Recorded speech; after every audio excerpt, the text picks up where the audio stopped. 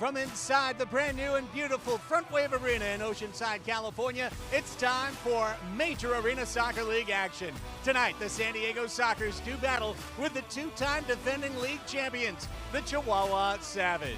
And a very pleasant good evening to you, everybody. Alongside Tony Sanchez, Craig Elston on hand with you for the match that everyone in the MASL wants to see, the Sockers and the Savage. And for this crowd at Frontwave Arena, so far they've seen 3 matches, good crowds, good results, 3 wins, all by 1 goal. But now tonight, Tony, it's a little bit different. Chihuahua's in town. Chihuahua has been unbeatable this season, literally 5-0 to start so far, and they're coming in with having twice eliminated the Sockers in the last 2 seasons. We're going to see what this 24-25 iteration of these teams look like so far. Yeah, the first of 4 matchups between the Sockers and Savage. First of 2 meetings here in Oceanside. So very important for the Sockers to get points and a result this evening. However, they're going to be doing it with some reduced roster. We'll hear more on that from Melissa May, but back is the Spaniard in midfield, Keiko Gontan, and the Sockers are going to need him. Keiko Gontan, an excellent midfielder who has scored on consecutive matches. He's also added a point in each of the matches that he's played as a Socker. He was out on holiday, but he's going to look to start the year in a great way. Meanwhile, talking about the Savage, coming off a 21-8 win on Friday in their tiny corner sport arena. They're up here, their all-star Roberto Escalante, their captain. He's the guy who, to me, sets the tone for the whole team. Capitan Escalante, in his 5 games so far, scored the same amount of goals, 1 assist, 6 points so far. He's the lone all-star in this Savage roster, and he's going to look to go ahead and continue this last 2 seasons. He had 27 goals, 47 assists, and 71 blocks. An impressive player, to say the least. It's the final matchup of the MASL weekend, and we've saved the best for last. It's the Sockers, and it's the Chihuahua Savage, and we're back with kickoff right after this on MASL TV. Across the nation, MASL players are giving back, utilizing their professional power to touch and inspire people in their local communities nationwide. Free soccer clinics, where kids can meet their heroes and learn new skills. After-school programs and special events.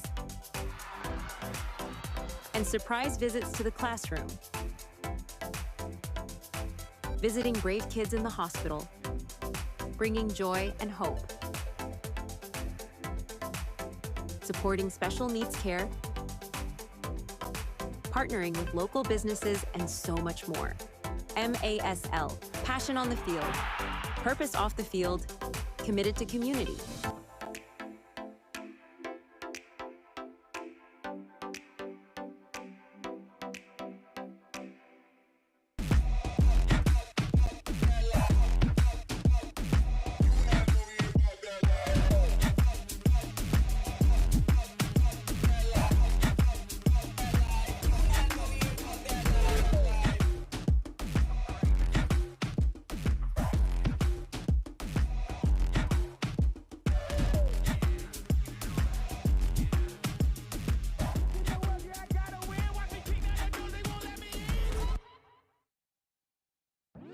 Indoor soccer fans, it's time to unleash a giant leap for fandom.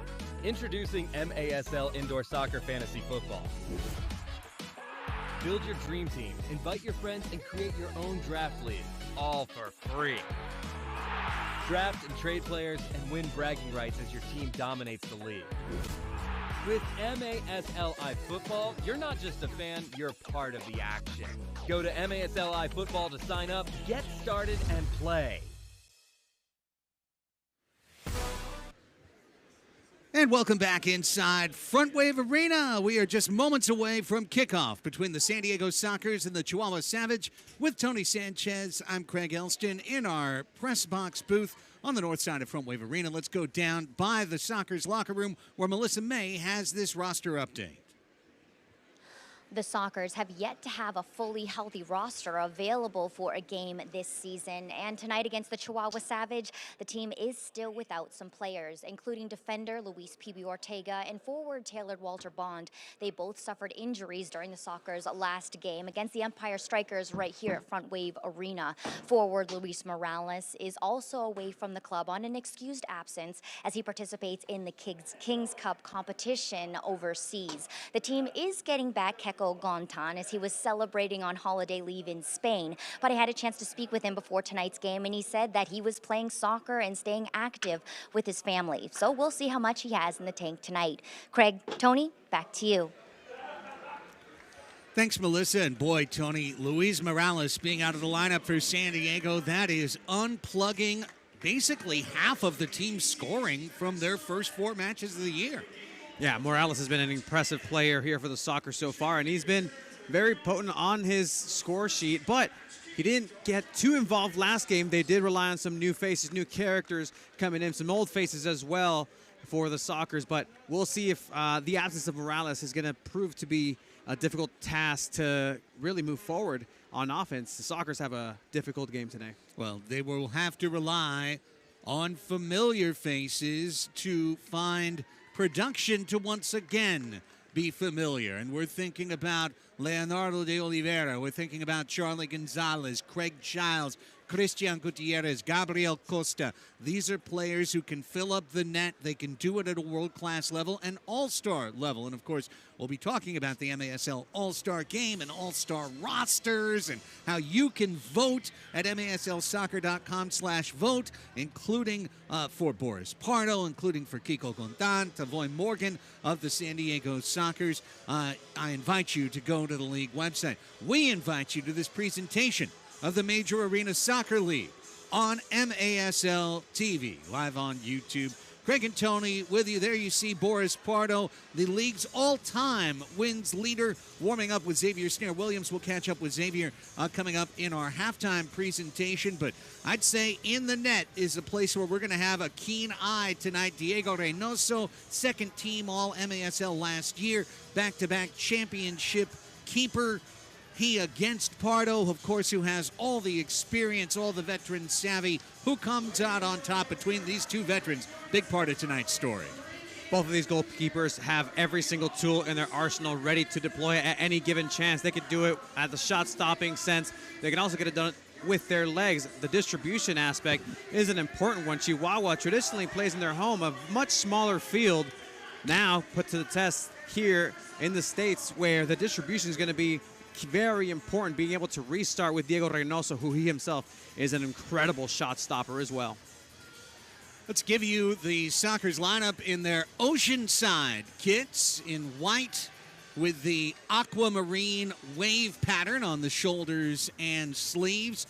Pardo and net backed up by Snare-Williams, Christian Gutierrez, Ben Raymond, Drew Ruggles, Tavoy Morgan, Leonardo de Oliveira, Sebastian Mendez, Juan Salazar, Gabriel Costa, Charlie Gonzalez, Keiko Gontan is back, Cesar Cerda, Mitchell Cardenas, Craig Childs, and Omar Labiki. For the Savage under head coach Edgar Chebo Martinez, 5-0, a plus 40 goal differential through 5 matches.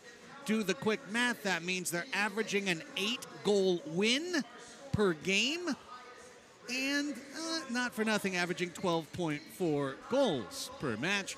Diego Reynoso will get the start in net. Christian Hernandez, you might remember him as a tremendous rookie for the Monterrey Flash last year. He is the backup. The captain is Roberto Escalante, Jorge Leal, Miguel Angel Diaz, Hugo Puentes, Martin Lara, Arturo Valle, Jose Gilberto Lopez, Eric Tovar, Jorge Rios Pareja, Jaime Alejandro Romero, Brandon Gonzalez, Cesar Ruiz, Pedro Castaneda, and Brian Flaco Macias. Your 16 for the Savage, dressed in red and black and running right to left across your screens. The Sockers will go left to right. These two teams have met 3 years in a row in the semifinals. The Sockers won it once. The Savage have won it the last 2 times. And tonight, Tony sets the tone for the 2024-25 campaign. Talk about a test for each of these squads. You have Savage who is atop of the league in this new one-table format, and an impressive outing. For the San Diego Sockers, they're going to have to play a complete game on offense in the midfield, making sure to control the pace and the tempo, not let Chihuahua dictate it, and in net and defense as well. Two officials on the floor for the Major Arena Soccer League tonight, Arturo Ibarra and Mark Cadlicet. Here's Pardo having to shoulder one. He was right on the edge of his crease, couldn't grab it. Cesar Cerda, defensive captain, wearing the armband, springing Sebastian Mendez. With the Savage now back into the defensive zone. Mendez turns, his shot knocked away by Reynoso, who will be able to grab the rebound. See Mendez with that cut inside that left foot, a powerful shot, making the decision to take a shot on its own, getting some confidence here early on, getting a shot on target. First of 4 15-minute quarters for you live from Frontwave Arena in North County, Oceanside, California, the new home of the San Diego Sockers and the San Diego Clippers.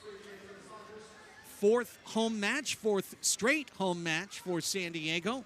They will travel to Tacoma next weekend before taking on Kansas City and Texas right back here at Frontwave Arena. Here is Keiko Gontan. Sergio to Tavoy Morgan. He shoots and scores. And at 1:10 of the first quarter, the Sockers are on the good foot with a 1-0 lead. And let me tell you, Tavoy Morgan, you see him celebrating there. Definitely needing that boost of confidence early on, but what a turn here in the midfield by Keiko Gontan, the Spaniard, doing what he's been doing every single time he steps foot onto Frontwave Arena, getting points, distribution on point there as well. It's the Spaniards and their style of play, the vision that they have is absolutely incredible. Keiko, bienvenido de vuelta aquí a San Diego. A quick lead for the San Diego Sockers. Not sure if Savage have trailed this season, given that they're plus 40 on the year. They're trying to get a quick answer back. Charlie Gonzalez in the back. Mendez had a ball run up his arm, but also down the arm of number 12, Arturo Valle, and it's a free kick for San Diego. They're kicking around a ball from MITRE, the official game ball supplier of the Major Arena Soccer League. Established in 1817, MITRE, one of the leading soccer brands worldwide. Learn more at mitre.com. Greg Childs, top of the arc. Serda, he's in, backdoor, goal! 1-2, Sox coming out with a 1-2 punch. Gabriel Costa finishes it for 2-0. And talk about vintage San Diego Soccer characters in play here. Childs, Cerda, Irmão, El Brasileiro, Gabriel Costa. Getting this play started here, and you can see the patience done very well in tight spaces. 3 in the back, 2 attacking. Excellent, excellent job by the Sockers to get the start in. All right, here we go. That's 2 goals in 33 seconds. Costa's second of the year from Cerda, the 2 MASL All-Stars, hooking up on a goal. The 24 first All-Stars were announced of 28 by the league. 3 Sockers on that list. You just saw 2 of them team up for a goal. And the other goal scorer, Tavoy Morgan, is one of the players you can vote for to join the crew February 12th in Utica, New York. Go to maslsoccer.com/vote. Trying for an answer, Chihuahua. We've got a foul in the corner on Gontan, and that will lead to a free kick for the Savage. And that started there with Ruggles looking to get some support in the back, but a good anticipation by the Savage to get and regain possession there, having to resort to a foul. We'll see how this set piece works out for Chihuahua. As the rookie Cesar Ruiz, who drew the foul, only 4 matches played in his career. He's already got 1 goal and 7 assists. Here comes Ruiz. Back taps it. Tovar rams it off the wall. Oh, rams it off a Sockers player, pardon me.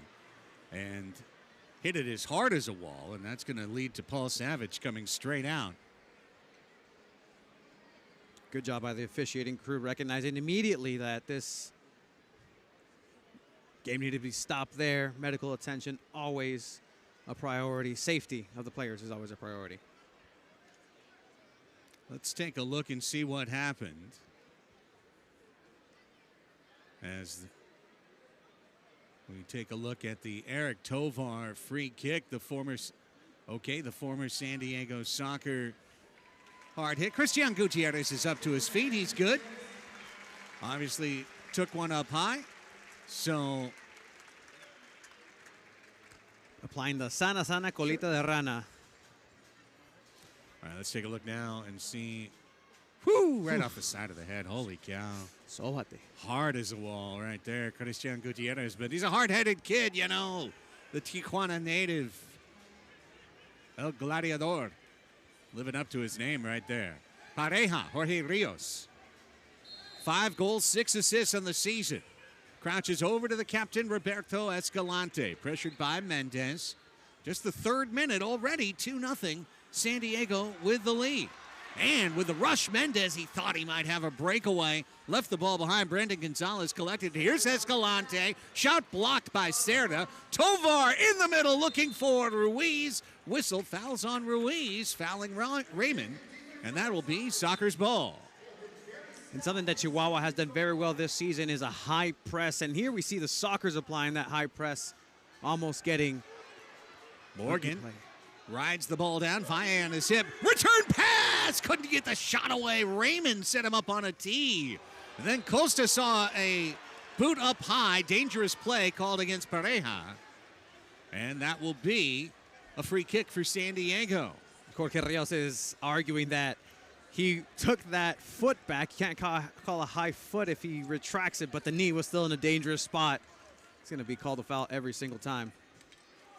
Costa, a diminutive player, so that plays into the role as well. From outside the red line, Gonzalez to Costa looking for Morgan on the back post.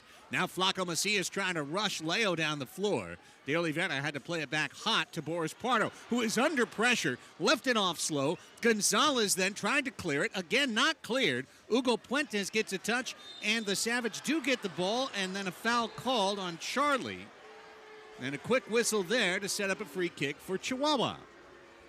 And a slight indecision there by Pardo puts his team in a precarious position now, once again, trying to resolve it by playing it with a couple of trickery and flicks, but eventually now this is another set piece for Savage.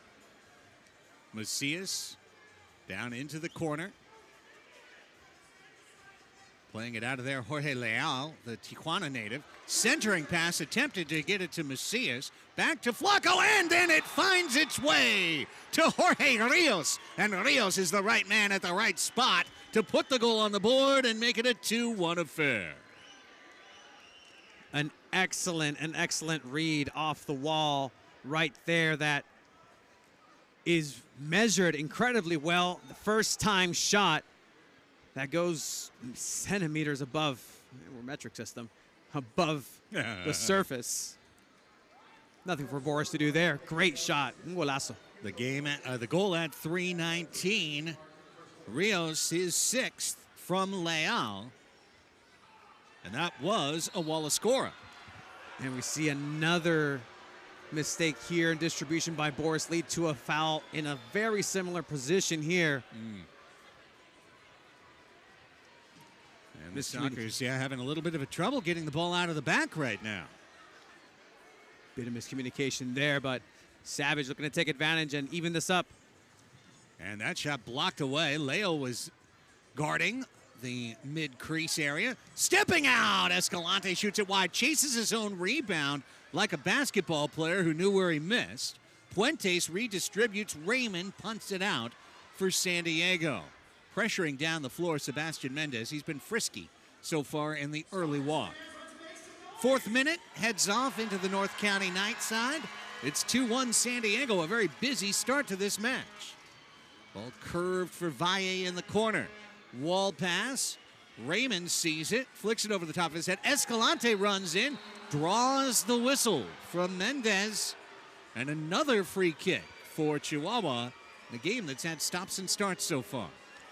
Escalante knowing exactly what was going to happen there. It's either he gets a great shot off, an opportunity on goal, or a foul.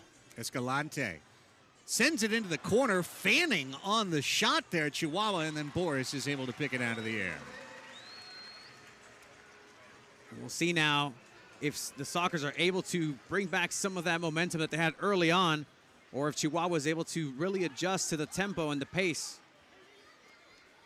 Here's Juan Salazar in the lineup with Morales out. Salazar charging through the middle, the Colombian out of Point Loma Nazarene University a year ago, drafted and signed by the Sockers. Counterattack, Ruggles intercepts. Morgan fighting two, taken away from him by Castaneda. 2-1 San Diego. Sockers scored twice in the second minute, and the Savage get one back in the fourth. Stumbling was Lara. Play on. Leo stole it, gave it away. Jose Gilberto Lopez there for the clean pick. Back to Jaime Alejandro Romero. Crosses the field. One key Savage player not here tonight, Carlos Papa Hernandez. Veteran did not make it across for the trip up north for this one. He's a guy who we know for clutch goals in the playoffs, killer goals against San Diego. The golden goal to win the title, or to win the semifinal in 2023. These two teams know each other very, very, very well, and knowing is half the battle. But here you have a team in San Diego that has new elements that are trying to adjust and adapt into the San Diego Sockers way of playing. But they know that this was a big game highlighted on the calendar. Keiko Gontan. Reynoso comes charging out into the corner. Lifted out by Ruiz. Cerda had a little bit of a rough touch. Had to bring it back. Here's the pressure being shown by Chihuahua. Brandon Gonzalez, just a wild spin to midfield. Drew Ruggles. There's a bump on Gontan. Tell you one thing, that Savage bench is locked in. They were in unison calling for that foul. And a team that is the exemplary team for this sport in the last 2 years, the Bicampeon, Chihuahua Savage. You can hear them in unison as well, just training, doing the rondo drills in unison. It's an incredible, incredible team that they have, a collective. Los Mexicanos. I mean, the story of the Savage is amazing. They started off winless in their first 7 matches. They were 0-5-2. You kind of wondered what's going on. The tiny Corner Sport Arena, much smaller field other than Baltimore than any other field in the league. Here comes Pareja. Rios stolen by Gutierrez, but the ball too far out ahead of him. But boy, they rallied after that 0-5-2 start to win 17 matches their first year, pushed the Sockers to the absolute limit. Came back the next year, got swept by San Diego in the regular season, but beat them in the playoffs. And then last year, sweeping San Diego 3-0 in the regular season, beating them easily down in Chihuahua, and then dropping one in the playoffs on an overtime golden goal by Costa to win the minigame. Let's take our first time out of the night. What an active start to this one. 2-1. The Sockers lead the Savage. We're back with more MASL TV after this.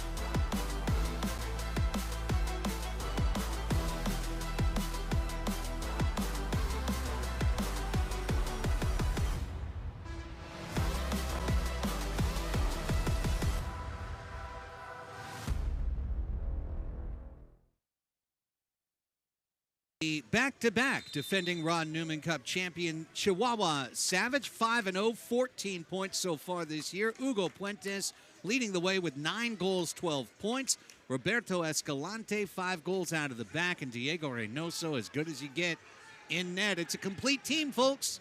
The Chihuahua Savage.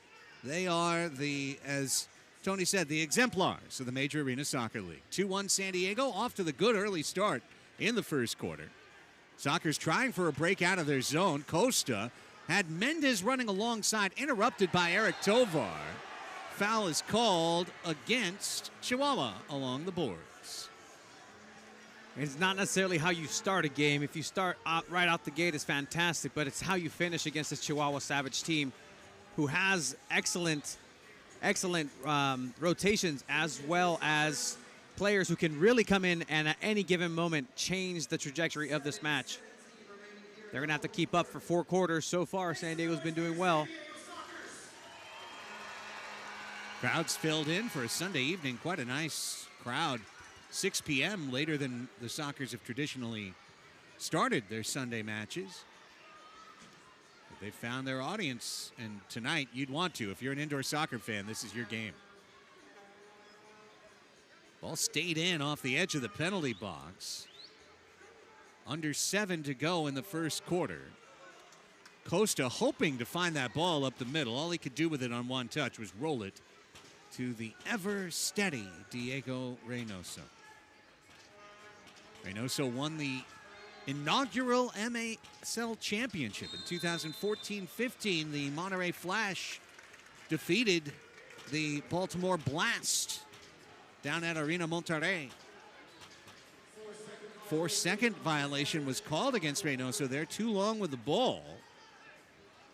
Interesting. You can see Reynoso really thinking about his distribution here, where there's a lot of more different options with a bigger field. And you can see that right foot of his being put to the test here, playing more long ball Chihuahua than they traditionally do. Leo. Costa tried to square it. Morgan running through the crease, tipped it to Charlie on the wall. Back to Leo with a little space, left wing. Leonardo rolled it just wide. Very clever roll, and then Childs grabbing his quad right there, making his knee, banged his knee. Captain gets up, but the Savage are on counterattack. Finding Hugo Puentes with those 9 goals. Back to Miguel Angel Diaz. Diaz attacking Leo. Diaz to the left foot, shot blocked by Charlie. Stays in, one hop the short wall and out. Back to Chihuahua for a wall kick in. Romero. Puentes in the middle, ball hopped on him, brought down. Mendez has it. Sebastian Mendez. Head on a swivel with defenders all around him. Spun a ball out to the middle. Charlie settles it down for San Diego. Juan Carlos Charlie Gonzalez. Mendez. First year in San Diego after 3 in Texas. 38-point scorer last year, has just 1 assist in 4 matches.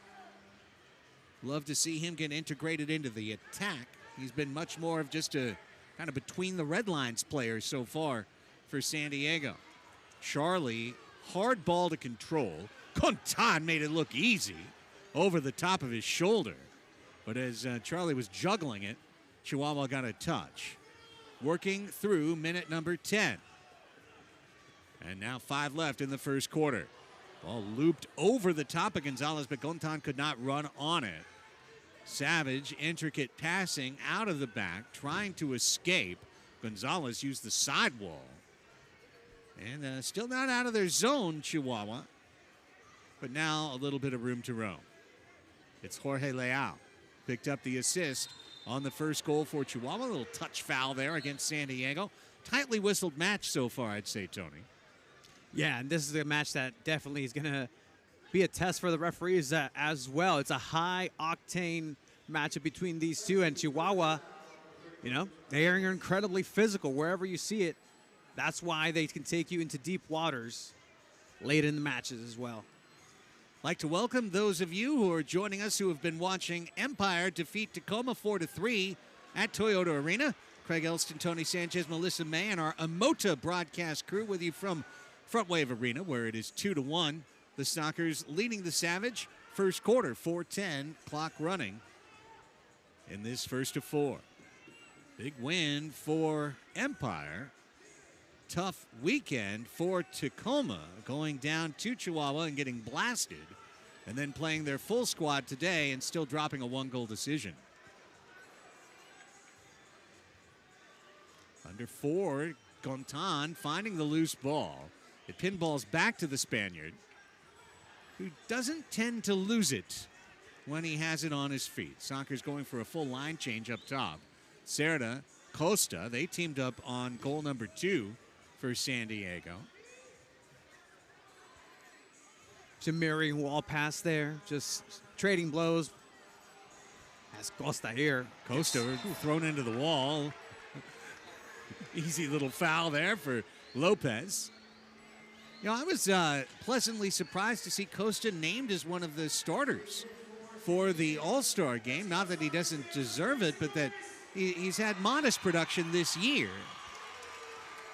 But obviously, Gabriel Costa, in just a couple of years, Tony, has really made his name because it was the players and coaches of the league who voted on the initial 24.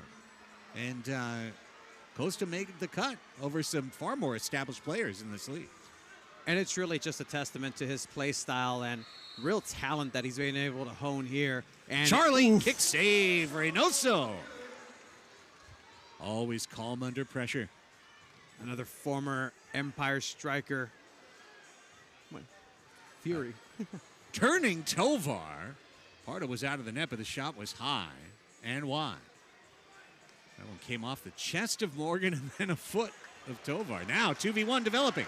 Cerda could be 3v1. Morgan right into the knees of Reynoso.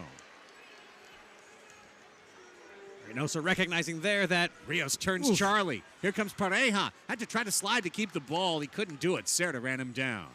Under pressure, Pardo got the ball off the low wall and got it out of there. But Chihuahua keeps up the attack with 2.5 minutes to go in the opening quarter. Chihuahua's not the team that you want to mess with and give errors and give possession to so easily, because they will be the verdugos, be the executioners, and take advantage of any little space that you give them. Here's Rios. Flacco. Brian Macias charges in, but Pardo's got an easy look on the short wall. I really think of Macias as the heartbeat of this team. He's so calm. You'd think of him as a 6 outdoors, maybe. But he'll find his way to get the ball to the right guys in the right place. Great at winning it back, too, Brian Macias. Really, that physique of his also allows him to be very slithery in tight spaces. And as you saw there, put himself in places where other people get boarded. Has a mistake here. Cerda tried to clear the ball out, and he missed, but Ruggles cleaned it up. Now Cerda, well touched. Can he create a 2v1? Gontan tried to center. Now Cerda, just wide. Gontan! Save Reynoso. Well defended by Diego, the native of CDMX. Now is the counter on. Castaneda. Cerda's there, walled him off, boxed him out like a basketball player, and gets the foul as a result. 1:18 to play in the quarter. I would say of all the All-Star announcements, the one thing that did surprise me is that the league's best team only has one All-Star, Roberto Escalante, and they only have one option in Puentes in the vote. I think that's a mistake. Chihuahua's the best team in this league, and they have been for 2 years. And their best competition was a team that's not playing this year, Monterrey. I would like to see at least Puentes make the team so that at least Chihuahua has 2 representatives. But, you know, it's easy for a mostly American league, Tony, to overlook these great players, Sur de la Frontera, but they are great players. Absolutely, and really you can put any of the players and compare them to their counterparts across the league, and they're comparable, if not better, on the stats. There's a foul here in the corner for the Sockers to take in a set piece. And yeah, that's one thing where los equipos mexicanos maybe are underrepresented. Well, one of them now. Yeah, I'm kind of doing this off the top of my head, but I think Reynoso may be on the list as well. I'll double check that at halftime, but again, no matter what, it's not enough. Absolutely. They're really good. Here's a good chance for the Sockers. Charlie rolls it. Costa! Oh, it went off of Morgan. It went right off to Voy and got him up high. Here comes Paul Savage to take a look as Morgan flexing his hand. And because Savage came out, let's take a look. Yeah, woof. He, I think, protected his face with his hand right there. But I think depending on the rapidity of this, but Tavoy may have to sit 2 minutes with Paul Savage coming out to take a look. Mendez replaces him out on the floor.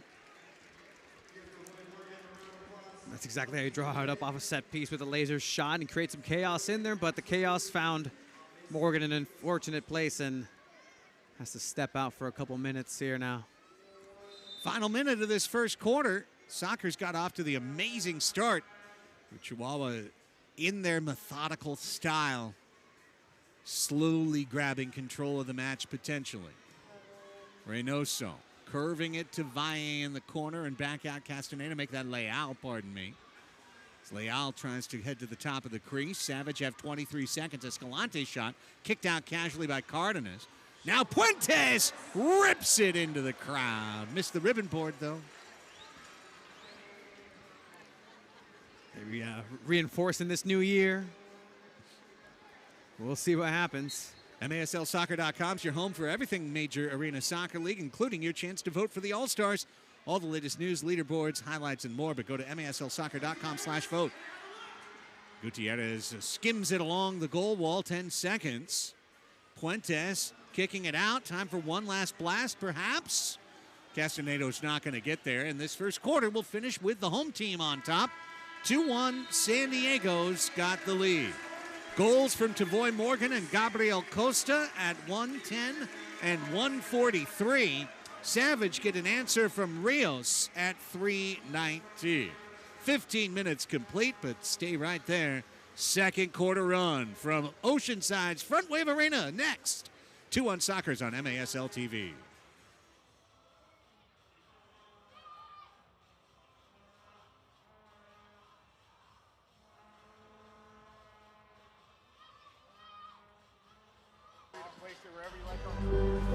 Wind 6 miles, runway 6 right, we're on.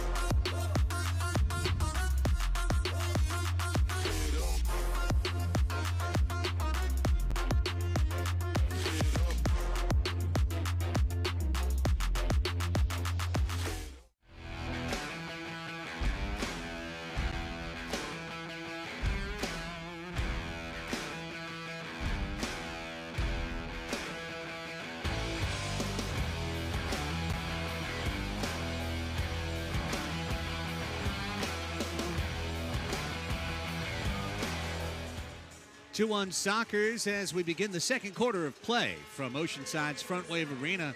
San Diego Sockers fans have been asking for a couple of things over the past 2 weeks, including the adjustment of a new arena policy, which had previously forbidden the use of noisemakers. Well, there's some noisemakers that the Sockers have been selling to their fans for years, including vuvuzelas.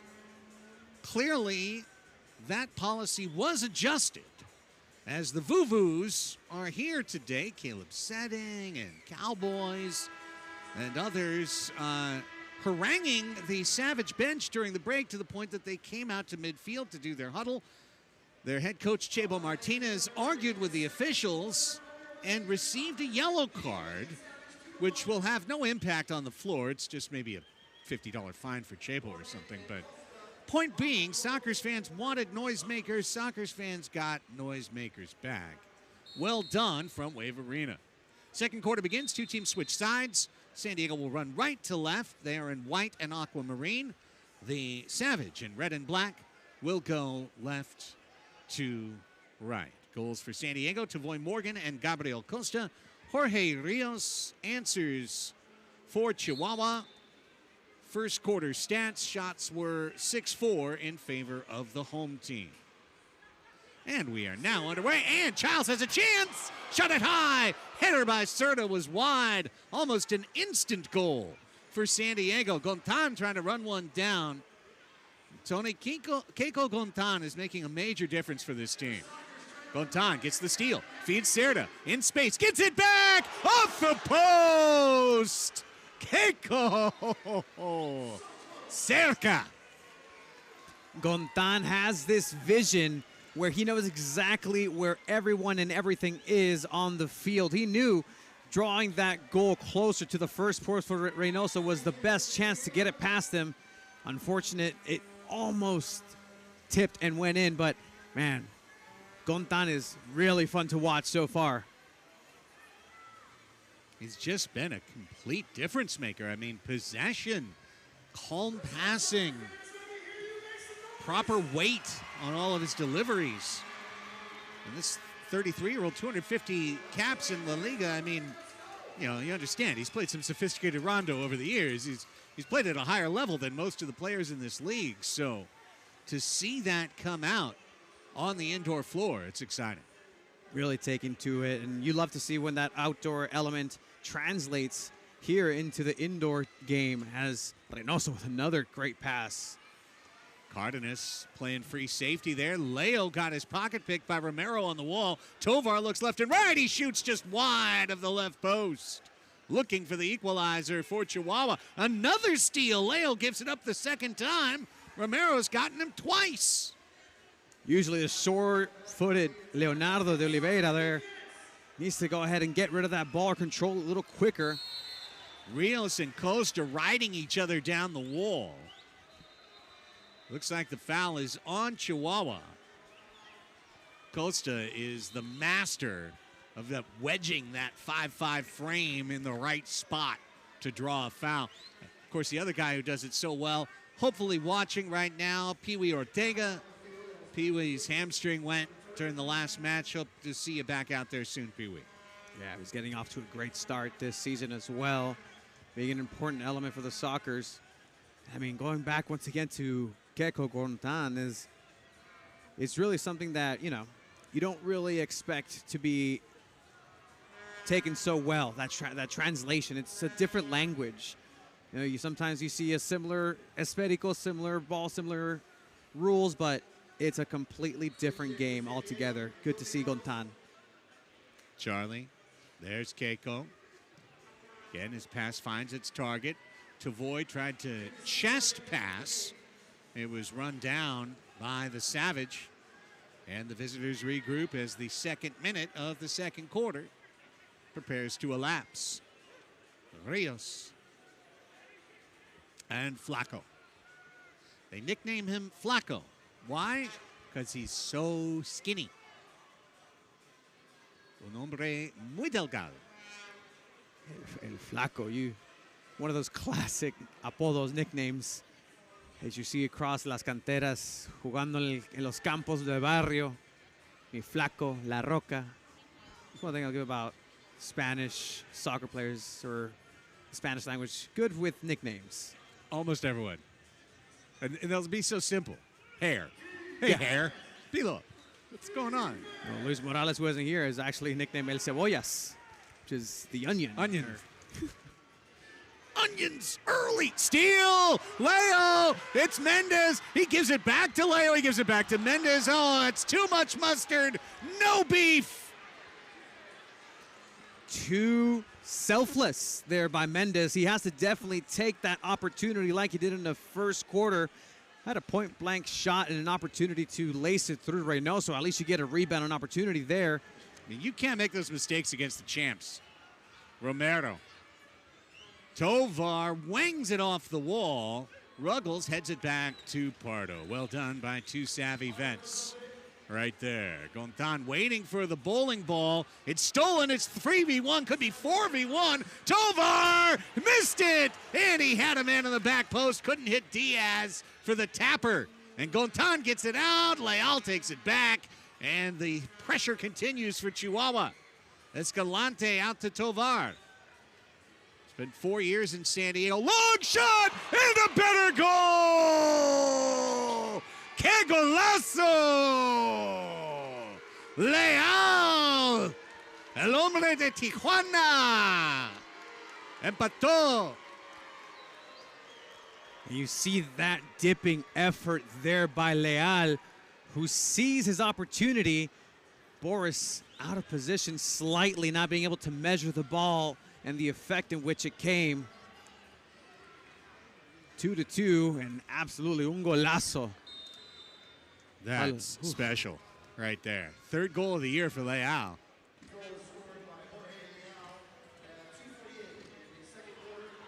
.348. Now Morgan, he's got it back. Tavoy, instant answer. And the dance is on for a 3-2 lead. That's the exact type of response that you want from a Sockers team that had a lot of questions on offense. Can they keep up with this Savage team? So far they can. And Tavoy Morgan adding to his account here in the new year. New year? Old Morgan?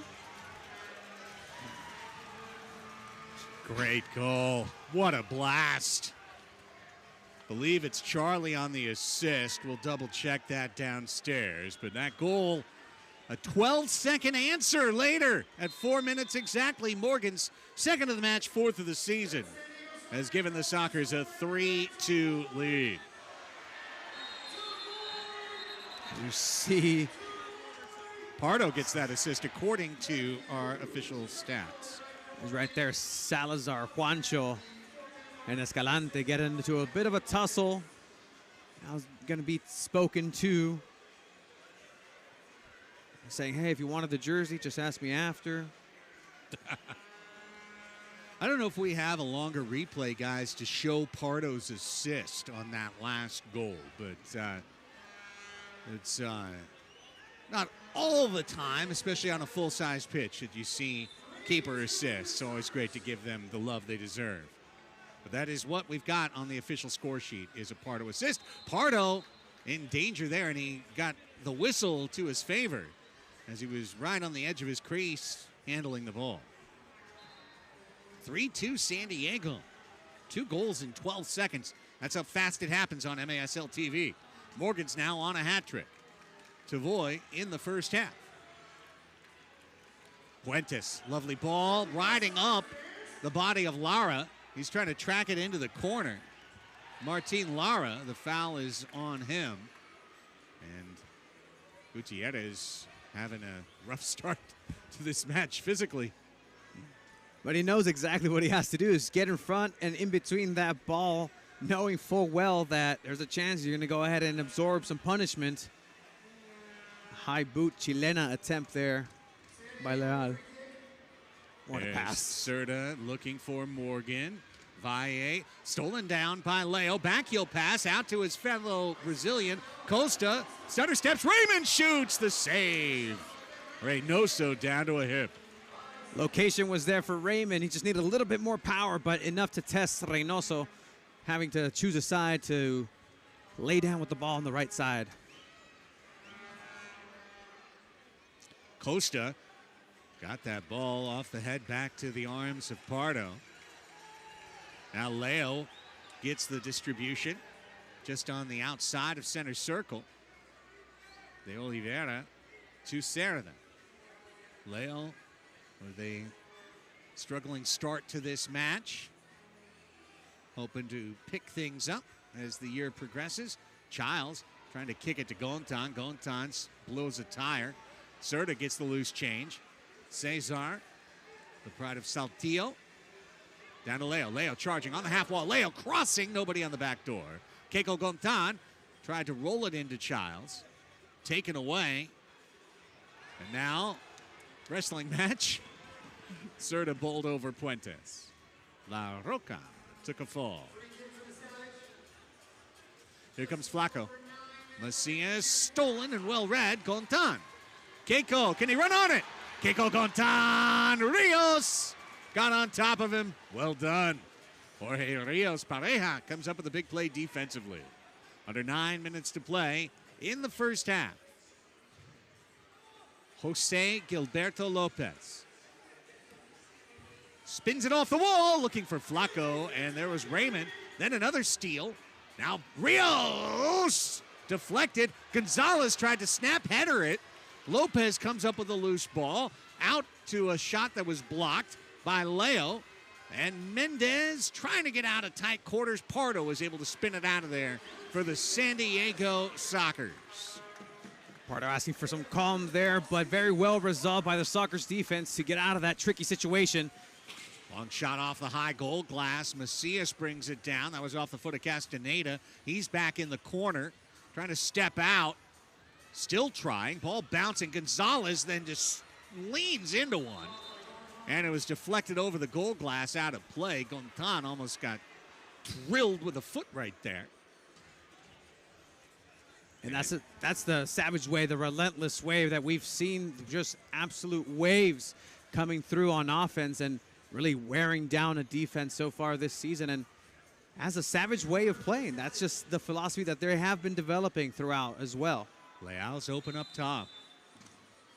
Goes to instead Escalante. His shot was blocked in the corner. Gonzalez trying to start a counterattack. Did not have the pass he wanted to Mendez right there. Raymond then works the penalty box wall. The defender, Ben Raymond.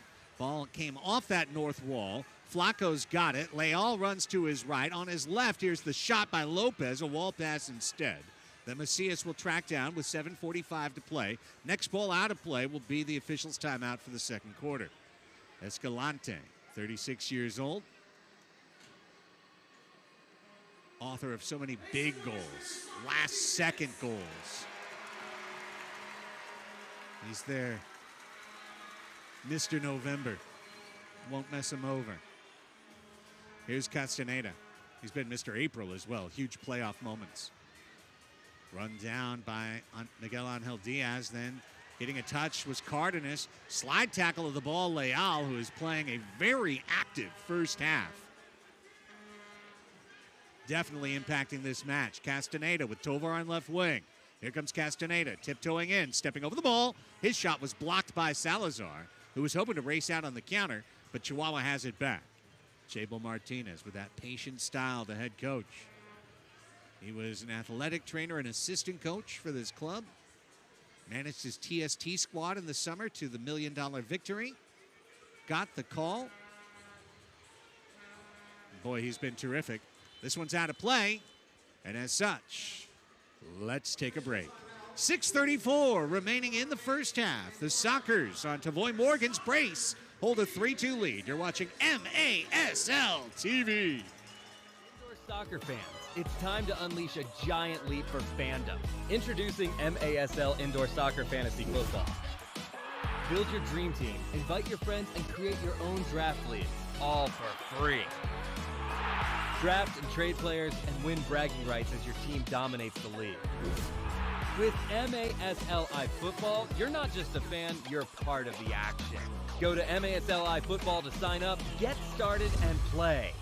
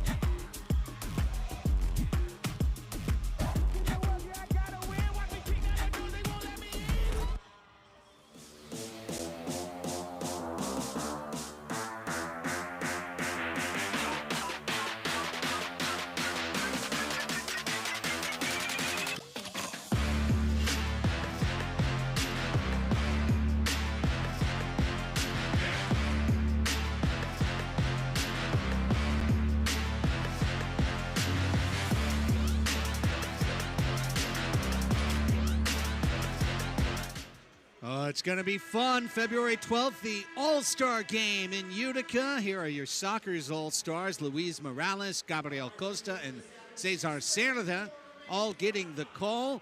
Meanwhile, fan voting taking place right now and only through Tuesday, gang. This ends on Tuesday. So if you want to get your vote in, you've got to go now. MASLsoccer.com/vote. Tavoy Morgan and Keiko Gontan, as well as Boris Pardo, all available for your selection. And we thought it off the top of our head. We have confirmed Hugo Puentes and Diego Reynoso available for selection for Chihuahua. So get those votes in, however you want to put them. MASLsoccer.com/vote. It's always a cool element to have different players, different styles, different ways of seeing the game put on display. The best players of the MASL on one floor. Juan Salazar had a really nice read defensively there, but then could not control the ball between his feet. Savage get a second bite with 6 minutes left in the half. Nice little step over move, shot wide off of the wall. Comes out to Diaz. That was off the foot of Lara. Lara now edge of the crease, tried to play it back to Diaz. Run out by Leo. Leo's had a guy in his hip pocket about every time. He's hustling down the wall. Reynoso got there first, but look at this. It's going to run around parallel to the goal line and kicked away by Arturo Valle of Chihuahua. Leo got that one past Reynoso, but couldn't control it in. Yeah, Leo trying to track that down. Some of the fastest I've ever seen him sprint. Fastest I've seen him sprint here at Frontwave Arena, that's for sure. Almost getting at the end of that, fighting for every second and every inch. Soccer's season high for goals is 5. So 3 right now, great start. Remember they had 4, including 3 in the second quarter at halftime last week, and then sat on 4. That's where they finished, 4-3 win. That was over the Stars. That one deflected off of Puentes, out of bounds. It'll be San Diego ball with 4:58 to go. Catch MASL Monday every Monday night right here on MASL TV, as well as the CBS Sports Golazo Network. Alex Bastiavansky and Phil Ivanko joined each week by special guests, as Morgan could be the guest. He's got the hat trick and a 4-2 lead. Let's dance. Baile, baile, baile. Morgan does it again. La Clásica de Tavoy Morgan. You've seen this so many times, putting the defender on his back, giving himself and creating his own space enough to go ahead and get the ball on a half volley to then laser it past Diego Reynoso. Morgan is having himself a match and entering this new year lights out. Baila la Tavoy. Beautifully done. Morgan's 5th of the year, 3rd of the half. 3-line pass. Cerda gets that assist, his second helper of the night. The All-Star starting to rack up some stats. And this will be a red line restart for San Diego to try and match that season high of 5 goals. Once again, Reynoso, that distribution aspect, trying to go for the long ball and beat the defenders of the Sockers on speed. Now facing a consequence on a reset here. Childs to Costa. Costa down to the corner. Leo tried to give it back. Blocked by Gonzalez. Oh, what a flick by Leo with the outside of his right foot at close space. Charlie gets the steal. Tavoy looking for 4. He's got it. He's got it. A 4-goal half. He says, this is my house. Frontwave Arena. 5-2 Sockers. And my, what have we seen here? A Tavoy Morgan special once again. Now showcasing his patience, sending the defenders to opposite sides. Once again, creating his own bubble, his own space to just cool, calm, and collectively slide it to the left of Reynoso. This is a fun night for Tavoy Morgan so far. 2 goals in 28 seconds for Tavoy to shoot up the leaderboard. He's gone from 2 to 6 goals on the year. And the Sockers are out to a 5-2 advantage. Easily the best performance for the Sockers so far this season. Can they keep it up strong these final 4 minutes and change and take or build upon a 3-goal lead? Escalante, Leal, sliding block by Mendez. Well done, Sebastian. And the foul on Flacco crashing in. Mendez may not have contributed offensively yet, Tony, but defensively stuck his nose right in there. And that's the heart that you want to see from a player that gives it his all. And being involved right there is what Mendez has been doing well this season as well, in between the lines, like you said earlier. But hopefully he can get some assists going as well. Some offensive production would be nice. Leo with 2 guys around him. Lopez is in there crashing. He got it away. Gontan tried to get a little touch on the ball. Escalante now under pressure. 3.5 to go in a great first half for San Diego. Macias uses the sidewall, gets it back, spun the middle. Pardo will punt right up the middle and send it to his counterpart, Reynoso. Flacco and the Savage. Right-footed shot is high into the crowd. And that does create some frustration if you're the Savage, where everything that you've thrown at the soccer so far has been answered very well. You also need to get some offensive momentum going, get some long shots in. You already had one land at the back of the net for you, so that's something that Savage will try to keep pressing on. Morgan trying to put his name up for potential player of the week. If they just go on stats, it'll be someone off the Savage because they scored 21 goals earlier this weekend. But if you put that in context, no Chris Toth, many of the regulars of Tacoma not making that trek down to Chihuahua. This is your Sunday night football matchup here. And Morgan's dominating. He almost got a 5th. Reynoso was able to punch it away. 2.5 to go. Coming up at halftime on MASL TV, we'll bring you in a quick interview with the defending goalkeeper of the week in the league, Xavier Snare Williams. We featured him last week on CBS Sports Golazo Network with a great 11-save performance against the Stars. Against the Strikers, pardon me. Not the Stars, the Strikers. Plus, we'll have MASL in 5. We'll have first half highlights. Oh, Pardo right there. Ball right at the edge of his crease. Had to throw it. Perfectly timed by the 40-year-old. Under 2 minutes to go. I'll say this. Savage get a goal. Changes things. Sockers get a goal. Holy cow. Gontan got the steal. He runs the middle. He plays it over to Charlie. Now gets it back. Crosses. Mendez. Bouncing ball. Tried to get a foot on it and it was blocked. Serta steps in with 2 helpers already. Charlie lifting. Ruggles. Bike! Oh! Snapped down by Reynoso. Disdainfully catching that ball. Just looking at it, how dare you, Ruggles, get that big body in the air that way. But hey, there's a flair, there's a way as well.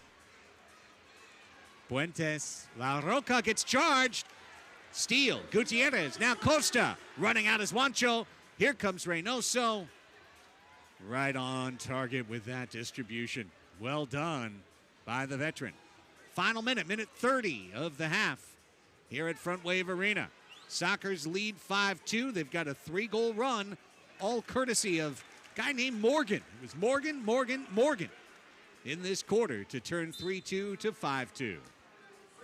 Last season, you saw Morgan develop his assistant side of things, of the ball. You didn't see that lethal force so far, but right now he's showcasing his striker mentality. Easy foul called on Costa there, sending Romero tumbling. 37 seconds left in the half. Melissa May will have a quick interview with Phil Salvaggio down on the floor before we head to half as well. The alumni will be playing during halftime. Brought out a great crowd. A lot of the clubs that the alums coach are out here to support their former Sockers. Jorge Rios. Costa trying to send out Mendez. There's 16 seconds. Sebastian Mendez, can he make a run? Dancing. Costa into the corner.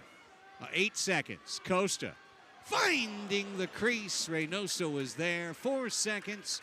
And this half will come to an end. The San Diego Sockers outscoring Chihuahua 3-1 in the second quarter, but they get 3 in a row. After surrendering the tie at 3:48, it became the Tavoy Morgan show. Morgan from Pardo at 4 minutes. Morgan from Cerda at 10:06. Morgan from Charlie at 10:34. Sockers with a 5-2 lead, Tony.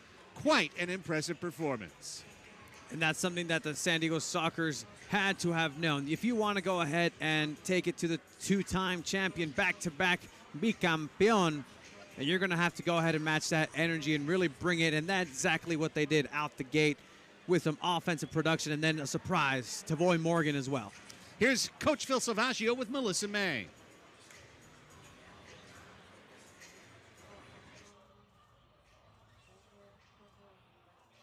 It's all about short-term memory in this game. You had those first 2 goals in the first 2 minutes, a little bit of a lull, and then going into the second, got all those goals. How good is it, how important is it to have that short-term memory and just keep moving? Well, you know, you got to play every minute. They're going to come back, and it's going to still be a good game, regardless of what the score is. We're at halftime. We got to still keep playing. Whole second half, we need our crowd behind us a little bit more. That's when we get the energy, and you notice they come in. We scored 2 goals in a row, and then we scored 3 goals in a row. So it's really good when we have the crowd behind us. I'll relay that message to the crowd. We normally don't have to talk about foul trouble during the halftime, but Mitchell Cardenas does have 3 fouls. Will that require any adjustments? No, that was more in the first half. It was a 4 foul and a half. You know, 6 fouls you just had of the game, so it's a 6 foul. All right, Coach. Thank you so much. Craig, Tony, back to you. Thank you so much, Melissa. It's halftime. 30 minutes complete and 30 yet to play. The Sockers lead Chihuahua 5-2. We're back with an interview with Xavier Snare-Williams after this timeout on MASL TV. Wind 6 mile, runway 26 right, right on.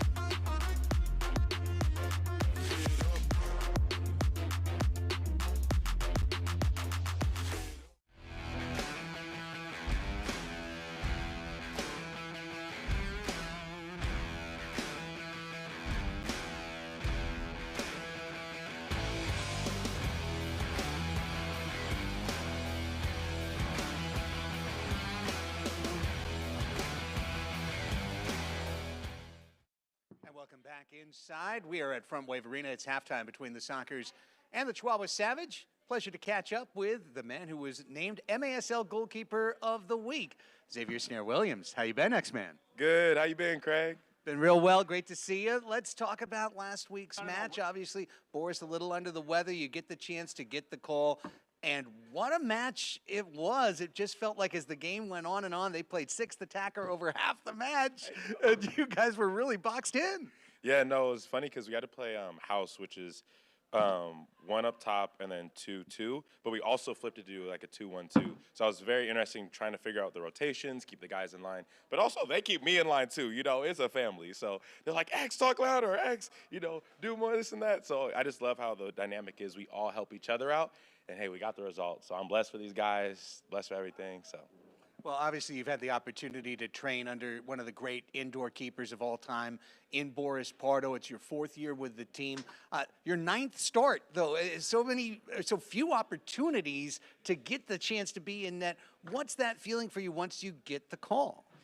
So what it looks like is, yeah, confidence, everything like that. But hey, let's keep it real. I have butterflies, okay? I was nervous. I was anxious. But, you know, the biggest thing is, you know, my mom always taught me is no matter how many butterflies you have, you just got to get them in line before the game. And, you know, the guys helped me out. So, honestly, by the, I'd say, 2nd period, I finally get my legs under me. And then by, like, after halftime, we're flying. So I'm really thankful. And, yeah, just keep pushing forward, man. You are the pride of Oceanside, as we said on the show, somebody who can actually call this town your home. What does it mean for you to play in this beautiful new arena and be Oceanside's pro athlete? It really, really is a blessing. I couldn't believe it because being Oceanside, you didn't really have pro sports. Everything was down in San Diego, maybe even kind of Del Mar. You know, teams would use the polo fields. So being able to be like, oh, hey, I was born here. We have our own stadium, play for the pro indoor team. Man, God is good. God is good. And so is Xavier Snare-Williams. Thank you so much for the time, my friend. Best of luck to you and the Sockers going forward. Thank you so much, man. Go Sockers. Go Sockers. When we come back, MASL in 5, and then first half highlights right here on MASL TV.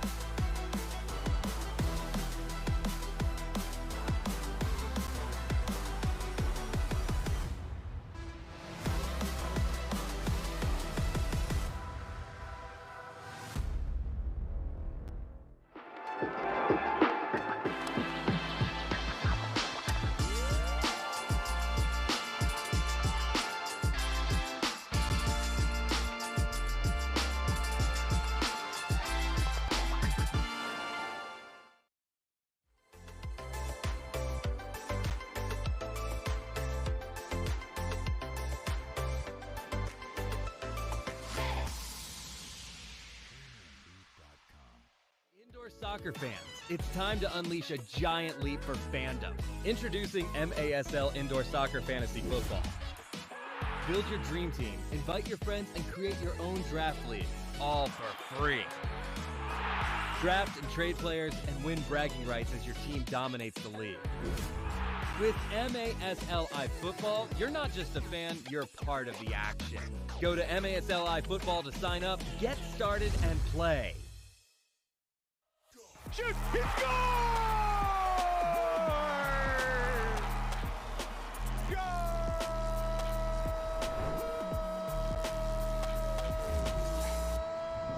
This is the MASL in 5. What's going on, folks? I'm Alex Bashevansky. Great to see you again. I'm here to get you caught up on everything that's gone down in the league over the past few days, and I've only got 5 minutes to do it, so let's go. With UConn, the Huskies in 2019. As there's a shot in the goal for Utica City, and it's Oliveira again. Goal number 11 on the season. The first 24 players for the upcoming MASL All-Star Game were announced on Wednesday via a vote conducted amongst players, coaches, and media. It's a who's who of the league superstars, and the man leading the charge at this moment is a rookie, Kelvin Oliveira, who will be performing for his hometown fans in Utica. He leads the league in scoring with 17 points in just 4 games. But additional players will be chosen by you, the fans. 2 forwards will be taken among this group. Some big names on the list, including the ageless wonder, Joey Tavernese, who's having a tremendous season with Harrisburg so far. The forward from Queens, New York, has notched 9 points in just 5 games so far for the Heat. 1 additional defender will be taken from this group. Again, an embarrassment of riches. Who would be your choice? Lots of great names, including the reigning MASL Defender of the Year, Robert Palmer, of the Empire Strikers. Also, one additional goaltender will be chosen. How do you pick between Paulo Nascimento, Boris Pardo, Diego Reynoso, and William Banahany? Willie B definitely having a fantastic campaign up to this point. The Wave ball stopper currently leads the league in wins with 5 to his credit so far. And of course, it all comes to a head in Utica, New York on February 12th. Head to maslsoccer.com to cast your vote. The deadline for doing so is next Tuesday, January 7th. One thing is for sure, it's going to be a ton of fun at the Adirondack Bank Center. Utica fans are some of the most passionate in the league, and they will be out in full force. Okay, a quick recap of some of the biggest games from the last few days. St. Louis was in KC for the Battle of Missouri, and the Ambush picked up their first road win in nearly 2 years, winning 5-4 in OT. Baltimore had 2 tight games. On New Year's Eve, they edged UCFC off a late winner right there by Chad Porch. On Friday, the 27th, they fell behind Harrisburg 5-0, but clawed all the way back and won in OT thanks to that Juan Pereira beauty right there. One big matchup coming up this weekend, Chihuahua in San Diego on Sunday. It's an absolute must-see. Last season, the Savage won 4 of 5 encounters against their bitter rivals. This might be the biggest game of the season so far between 2 favorites to win the title this year. Okay, players of the week. Goalkeeper was Snare Williams of San Diego. Roberto Escalante, defender from Chihuahua. And offensively, yes, Kelvin Oliveira, who has made the MASL his own as a rookie. 3 goals, 4 assists, 7 points in a single game against the Harrisburg Heat. Roberto Escalante of the Chihuahua Savage, 2 goals, 1 assist, and 4 big blocks for the Savage over 2 games. And in goal, Snare Williams from San Diego, filling in for Boris Pardo. He did a fantastic job, 11 saves, just 3 goals allowed in that win against the Empire Strikers. Okay, plays of the week now. Favila, nice move, down the wing, scores! He can fly, moving down to the right side. SK goes off the boards, trying to get it to himself. Rebound, score! Brought down, off the wall, one-timer in front, Bordeaux scores! Try to get it back. Cardenas, here's Craig Childs! It's pretty! Is Malcolm Harris. He'll roll it to the left, a shot into the top corner, and Harrisburg ties things up 1-1. To stride for stride. Almeida's right there if you could see him. Leaves it for Almeida, shot and a goal! St. Louis has done it! They have won their first road game in nearly 2 years! Off the boards, good ball. Pereira runs by, shoots, score! Juan Pereira wins it! What a comeback for the Blacks!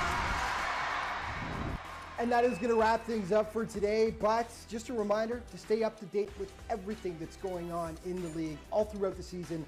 Be sure to check out the MASL's official social media outlets. Thanks so much for watching. See you next time.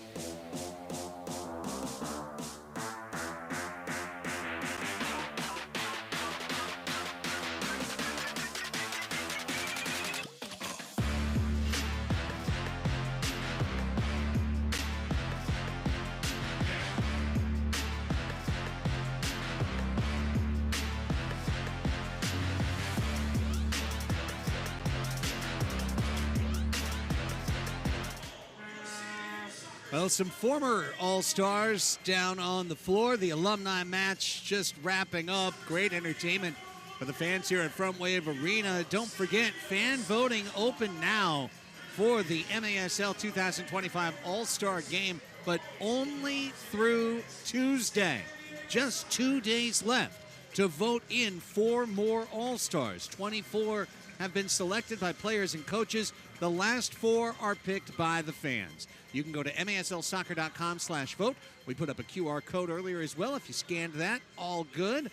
maslsoccer.com, there it is, QR code. If you want to just scan that, we'll keep it up for a few seconds, and you can get your votes in. Sockers have 3 All-Stars, and they have 3 more on the ballot. One of those is Tavoy Morgan, Tony, and as we roll in our first half highlights, I guess we could call that Tavoy's All-Star Sizzle Reel. If you would like to see, let's give it to you. Your first half highlights here on MASL TV. And the Sockers got 2 goals in a hurry. Keiko Gontan to Tavoy Morgan, who found the back of the net for his first of a very busy half for 1-0. Just seconds later, Sockers would answer a third look at Tavoy's 3rd goal of the season. It was Gabriel Costa finding Cesar Cerda. Cerda gets it back to Costa. Lovely back and forth 2-man game for the goal. Costa's 2nd of the year for 2-0. Jorge Rios, right spot, right time to make it 2-1 on a Wallace-Scora for Chihuahua from Leal. And that was our first quarter score. Sockers 2, Savage 1. Los Bicampeones came back to tie things up, courtesy of Jorge Leal. Que golazo, Leal. De verdad. What a goal. Leal at 3:48 tied it. But then the Tavoy Morgan show. There's the Boris Pardo pass to Morgan. Give Pardo the helper and give Morgan his 2nd goal of the match, 4th of the season. Left-footed power strike inside the far post for 3-2. Then here comes 4-2. Morgan perfectly turning on that ball, waiting for it off the wall, turning on it in one fell swoop. And seconds later, off the Charlie Steele, Morgan. So, Romero, so sorry you left some pieces of yourself out there on the floor. Morgan fakes you out of your shoes and finds his 4th of the night and says, "This is my house. This is my house." And that's where we stand, 5-2. Tavoy Morgan, 4 goals in the half. Tony, what an all-star statement. Certainly Tavoy's most important touch is the first touch and the 3 goals that he scored first. He sets himself up perfectly and honestly is vintage Tavoy Morgan, the Morgan that has been longed by the Sockers to get that lethal eye out there. And then the 4th goal, just making it happen on his own. Slotting it in, really showcasing every single, really a striker quality. That's exactly what he is, a pure striker at heart and in person. Morgan coming back to the Morgan that we know. So a 3-goal lead for San Diego, and that is remarkable in and of itself due to the Chihuahua Savages' dominance of American sides. Tony, in the last 2 years, Chihuahua is 22-1-1 against United States MASL teams. Last year, they lost literally 6 times to the Monterrey Flash, who went 24-0, and Chihuahua beat just about everybody else. Lost to Tacoma one time up in the Pacific Northwest, went 3-0 against San Diego last year. So to have that 3-goal lead, on one level, incredibly empowering. It gives you so much confidence. Soccer's showing that championship level that through the first 4 matches barely emerged in flashes at best. But having said that, you also know the Savage aren't going to stop coming at San Diego. They will not pull the release cord at any point in this match. And we've seen Chihuahua come from behind against the Sockers in the United States before.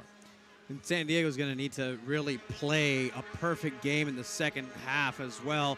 These 2 quarters are important, not just on the way to see the game out. It's really matching Chihuahua physically and being able to maintain that high tempo, that high octane defending that is needed to keep the Bicampeones away from Boris Pardo, because it's only going to take a couple of instances, 1-2 goals go in, and making this a 5-4. It's anybody's game. Well, we have just a few seconds before the half kicks off. And again, scan that QR code if you want to vote. Also go to maslsoccer.com/vote if you are on a laptop. Another exciting announcement that the fans have been asking for and the Sockers have responded to. Soccer's Overtime is back. That's right, with Tony Sanchez and yours truly, Craig Elston, powered by San Diego Punto Football. Join us. New time, Tuesday, 6 p.m. New location, YouTube, the San Diego Punto Football page. That's where you will find Tony and I live Tuesday at 6 o'clock and every Tuesday at 6 o'clock through the end of the MASL season, or the Soccer's end of the season. Can't wait to bring it to you. Obviously, a few weeks later than we would have liked to have started it, Tony, but the fans have been clamoring for it, so truly, backed by popular demand. Soccer's Overtime. You asked for it. The Sockers listened. Tony and I will be back with you Tuesday at 6 to break it all down. Got a little bit of a guess. We might ask Tavoy Morgan to come on the show. Soccer's going left to right. Morgan again, a 4-goal half for San Diego. The Savage in red and black going right to left. Back-to-back MASL champions.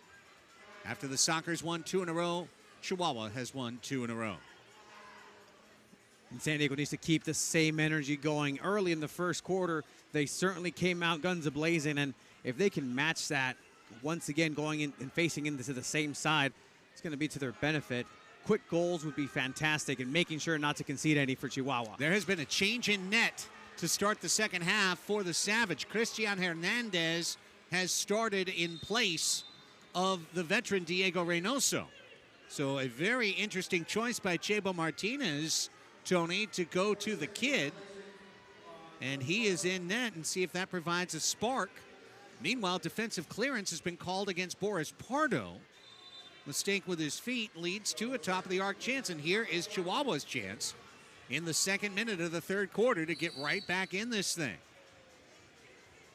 Mark Kadlicek, Arturo Ibarra are on-floor officials.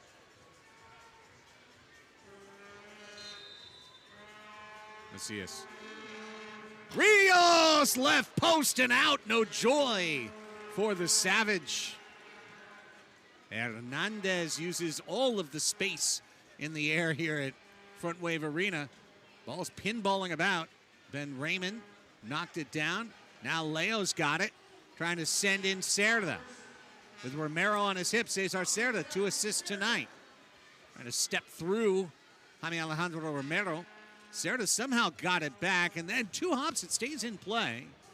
Bouncing on the top of the low wall, but back out to Chihuahua. Diaz. Lopez.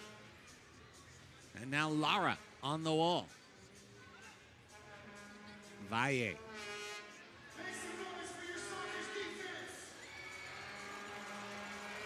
You can see the slow game here from Chihuahua, opening up the spaces, really changing their shape, and the Sockers being able to maintain that defensive shape as well.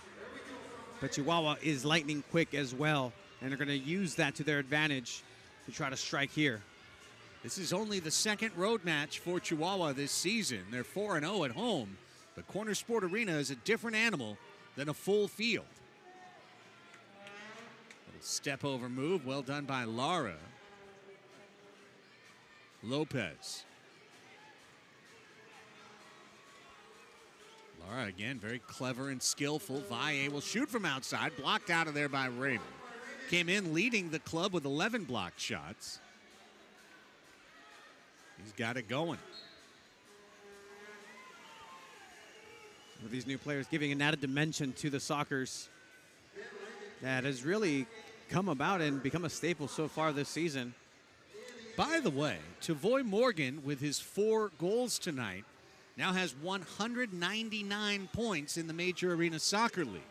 So his next point puts him into the 200-point club for his career A very young career at that for Devoy Morgan, just his 7th year in the league. And his 5th in San Diego. Just a prolific player every way you see it, and an ever-changing player in terms of his growth as well. Like I mentioned, we saw more assists by Devoy that you've never seen last season. This season being a little bit more selfish. Selfish isn't necessarily a bad thing when you're a striker. Pardo will kick this one out. Well played by Escalante, but then Ruggles heads it forward, trying to break out on the counterattack. Gontan, however, was double-teamed, and they took the ball away from him. Again, Diego Reynoso out in net for the Savage. Christian Hernandez in. Hernandez, first year with the Savage, he's only started 21 games in his career, the 23-year-old out of CDMX. But an excellent 15-5-2 record, 437 goals against, 742 save percentage is quite impressive. Hernandez, extremely athletic last year for Monterrey. Second half was considered kind of the breakout keeper of the year. Just split time there, not enough to get the stats to get all league. Rolling on the floor, Charlie, and then lifted by Mendez to Costa. Had to wait for a bouncing ball in the corner. Couldn't attack. Leal now charging him. Costa trying to wedge that ball away. He did, and got it back to Cerda. 4 minutes done, clock running, third quarter. 5-2 San Diego was your halftime score, and that's where we stand right now. And when we talk about Chihuahua having 62 goals this year and averaging over 12 goals per match, again, I bring up, this is only their 2nd time playing on a full field this season. It is a different animal, and as the ball is loose, Childs is called for the foul on Hernandez. He couldn't left foot it in from point-blank range. And in that first game here in the States in a different field outside of Quarter Sport Arena, they played against Tacoma Stars in a very tight match as Childs gets physical once again. High pressure the Sockers are presenting. Not letting Savage come out of their own third. Now, speaking of Tacoma, they started the year with that win against San Diego. Today's 4-3 loss to Empire. They did get that 1 point in the overtime against Chihuahua, but that is 5 losses in a row now for the Stars, and they are sitting out of playoff position on the table. Again, 12 teams, single table in the 24-25 MASL season. 8 of 12 will make it to the playoffs, which will be held here at Frontwave Arena, the quarterfinals and semifinals on April 4th, April 5th, and April 6th. Right now, the Savage, Wave, Blast, and Comets all sit on 14 standings points. The difference being the other 3 teams, Wave, Blast, Comets, have finished 6 matches. This is match 6 for Chihuahua. So obviously any point that they pulled out tonight would give them the lone lead in the table. Gutierrez off the wall. Childs, skipper, blocked away. Of course, to get a point, they have to at least tie this thing after 60. And right now, Soccer's looking for a goal to go up by 4. Gontan with 5 minutes plus elapsed in the third quarter. Leo trying to charge past Macias. He made it look a little too easy. Gontan then won it back. Leo spinning ball back to Gontan. 2 men go down. Play on, says Mark Kadlasek. And the Savage will do just that. La Roca. Hugo Puentes has been quiet tonight. No points yet for the man who came in with 12.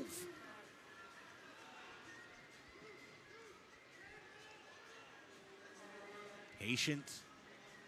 Progressing the ball up the floor. Here's Lopez charging the corner on Cardenas. Right open in the middle. Oh, baby! Boris Pardo! Save of the night by far.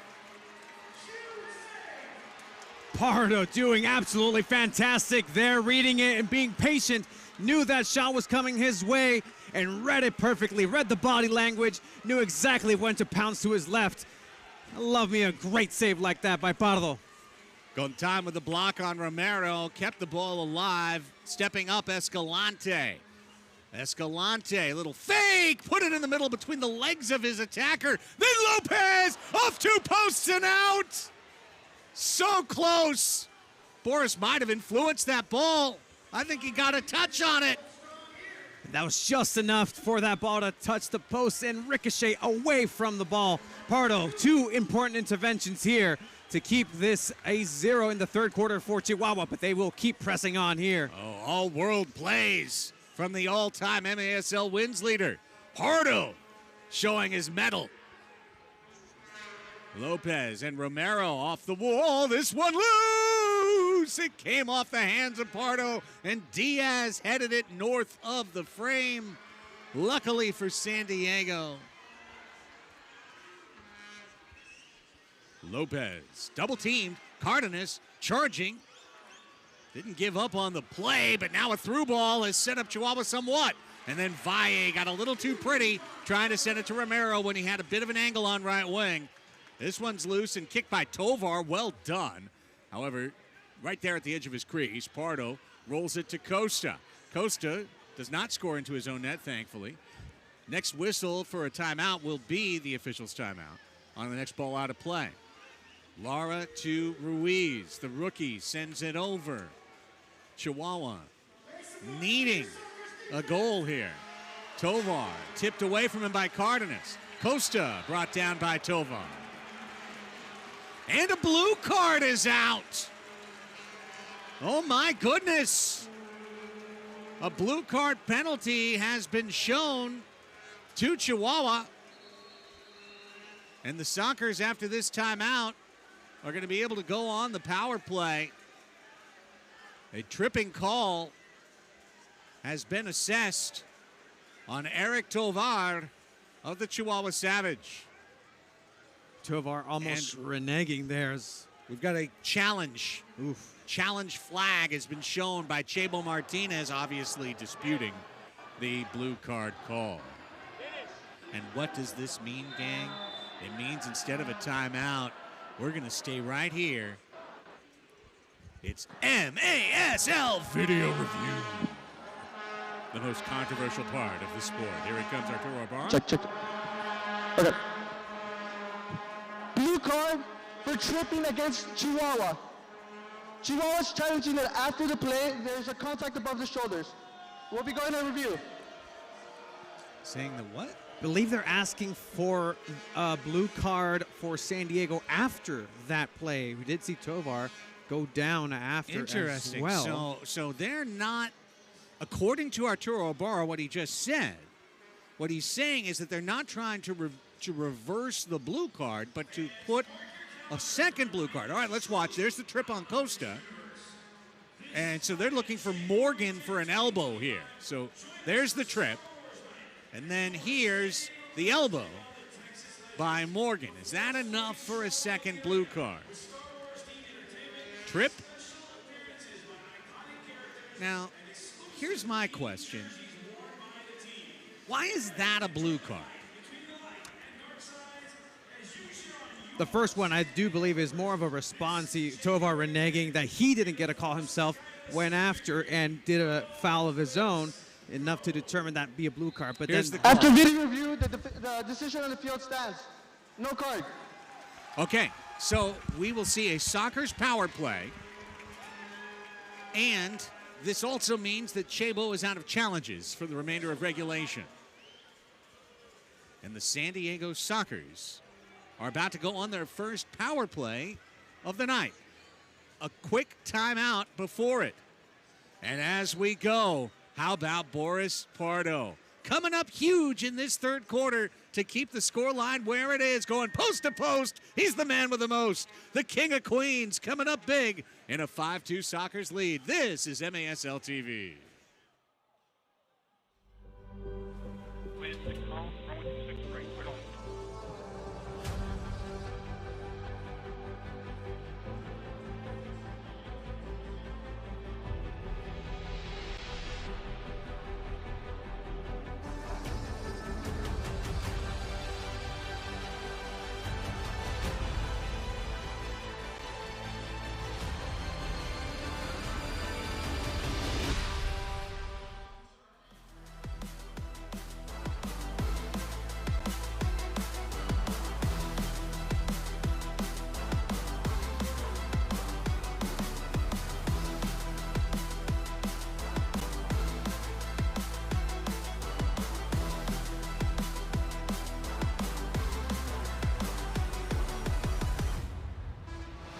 Soccer fans, it's time to unleash a giant leap for fandom. Introducing MASL Indoor Soccer Fantasy Football. Build your dream team, invite your friends, and create your own draft league, all for free. Draft and trade players and win bragging rights as your team dominates the league. With MASLI Football, you're not just a fan, you're part of the action. Go to MASLI Football to sign up, get started, and play. Back with you on a San Diego Soccer's power play. First power play of the night for either team. 5-2 San Diego leads. It's Leonardo de Oliveira kicked out of there by the Savage. The power play began at 7:03 remaining on the third quarter game clock. It'll tick down to either 5:03 remaining or a Soccer's goal, which could build on a 5-2 lead. San Diego's 50-50 on the power play this year, 3 for 6. Leo to the middle. Heads it back. Charlie tried to bring it down. There's Craig Childs, the captain, in the corner. He's got one of the Soccer's 3 power play goals this year. Costa with Leo. Tavoy in the middle with 4 goals. Childs hoping to lurk on the post. There's Morgan. Back to Costa. Backdoor! Childs couldn't get it. That surprises everybody that ball made it through the nutmeg. Childs wasn't expecting that. Chihuahua this year 5 for 5 killing penalties. So 2 areas of strength on display. Costa, his shot saved by Hernandez. The second-year player coming up big. This one, bounces over and over the eastern goal, I should say, and into the hallway. 31 seconds remain on the Soccer's power play. You can see it ticking down on your screen. Charlie trying to feed Leo on the back post. Ball was blocked out of there. Pardo will step up. Boris with massive interventions in this third quarter. Over to Costa, back to Morgan. Here's Tavoy. Down to Leo. Leo Tavoy kicked it wide. Got the ball blind to his foot as he was charging in and served it off the goal wall. And as the penalty oar opens, Tovar is out. The Savage have killed the power play. Back to full and even strength, 5v5 with the keeper. And the Savage using that speed to their advantage and closing the spaces, giving and inviting the Sockers to pass it exactly where they want to, but then closing in quickly. Savage very well. That's why they're perfect so far this season in power play kills. Leal trying to work a 1-2 along the wall with Castaneda. Gontan again gets into the right spot, draws a foul. He's just been plus EV, just expected value goes up every time he's there. What's that funny stat? XG? He's got a good XG. Correct. Here's Leo with the Gotan pass, sending him in. Leo double teamed. Leo says he got hit up high. I'm looking at you and Arturo Ibarra. Oh, look out. Cesar Cerda and Escalante crashing in. Ruggles is there as well.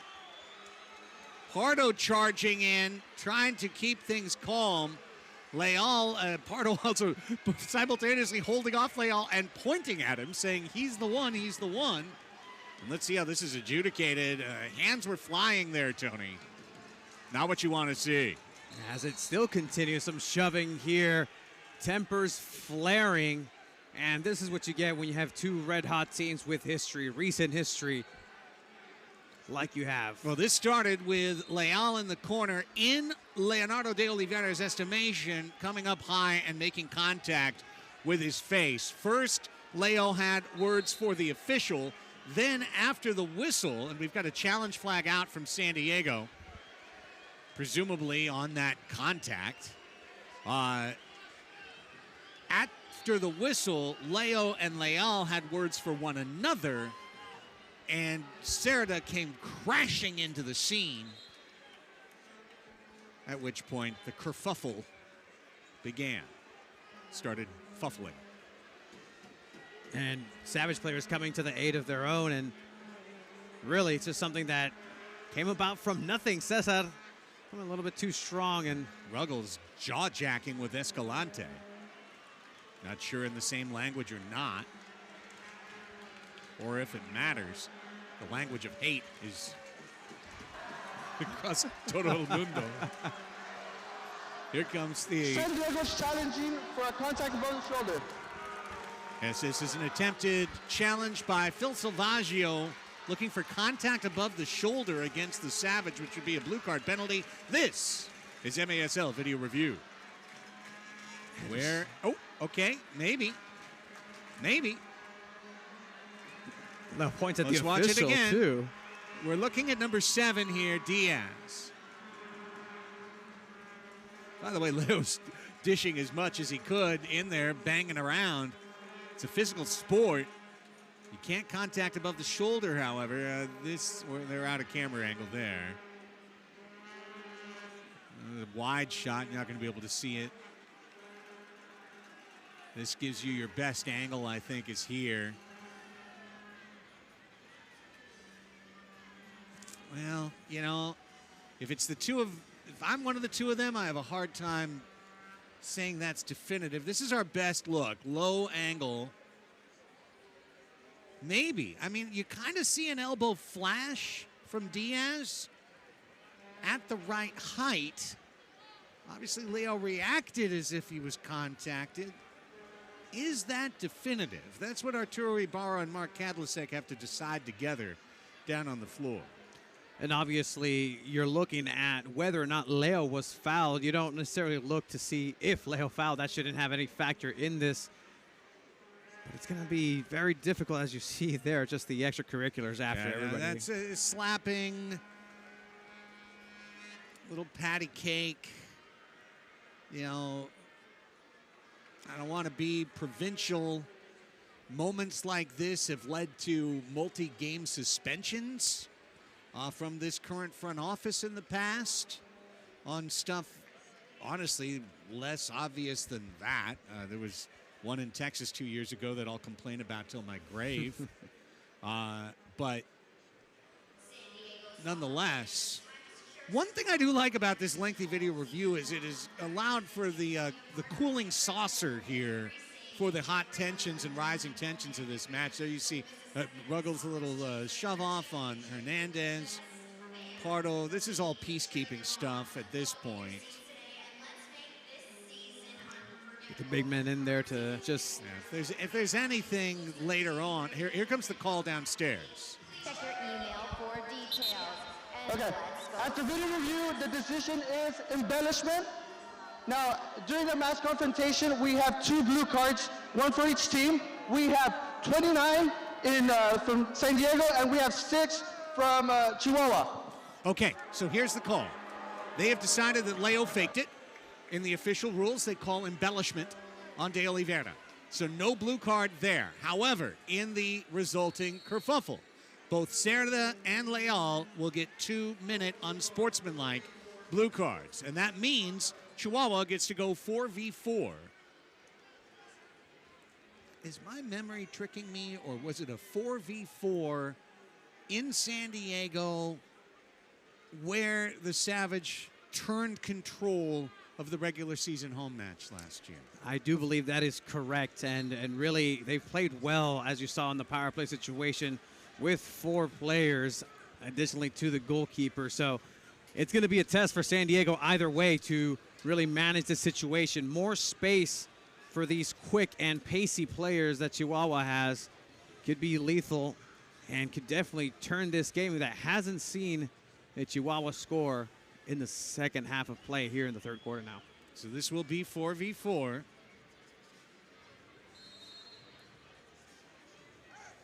Starting with 4:14 left. And it will continue for the 2 minutes. You cannot concede yourself into a power play situation. So let's see how this goes. Critical moment in this match. 4v4, 3-goal lead. No one scored this quarter yet, so a goal changes momentum guaranteed.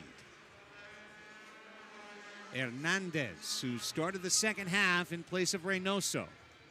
Can't say Diego did anything wrong necessarily, but the younger, more athletic Hernandez, just 23 years old.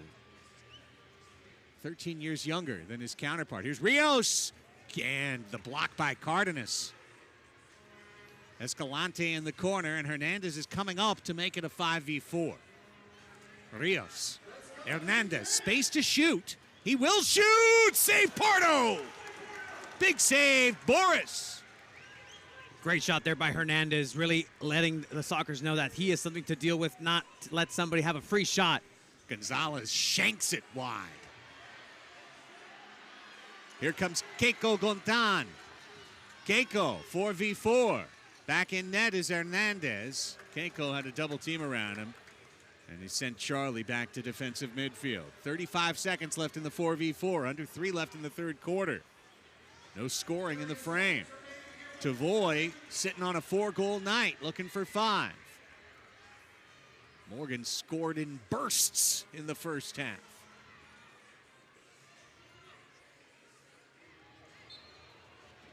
You know, Tavoy is such an interesting player, Tony. I just think about it in that he's got to have the fewest touches per goal in the league.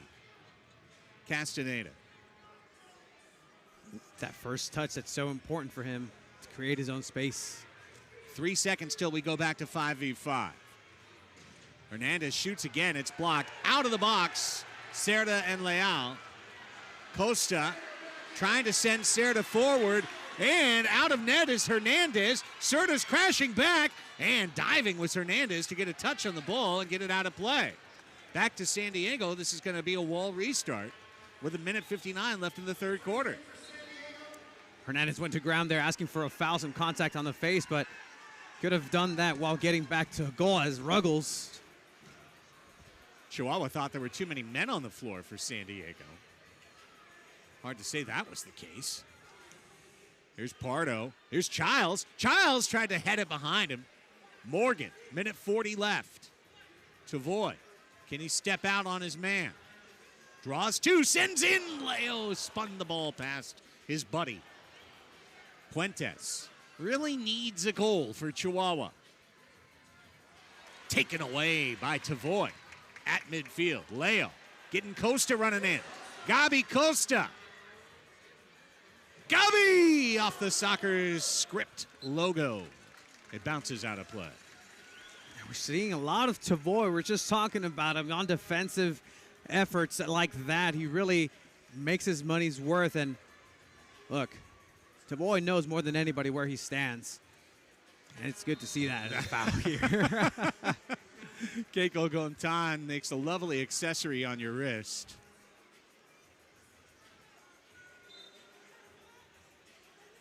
Chihuahua could change the story of the quarter with a late goal. So could San Diego. Right now, it's a grim defensive quarter highlighted by the outstanding saves of Boris Pardo to hold the lead at 3 and really improve the Sockers' win percentage chances here tonight. Puentes found his space. He hit the crossbar down and out. Tries to get a second bite of the apple, and it's knocked over for defensive clearance. Oh, what a moment right there. We were talking about it, Tony, and Puentes hits the bottom of the bar. That's as close as you can get, trying to get a golazo de campanazo. There, La Roca almost bringing this close. Now a set piece by Chihuahua. They will call timeout. Flaco Macias and the Savage are holding on. We remind you that the MASL All-Star Game is headed to Utica, New York, February 12, 2025. The first 24 players have been selected, including the Sockers trio. Cesar Cerda is heading out. Gabi Costa is heading out.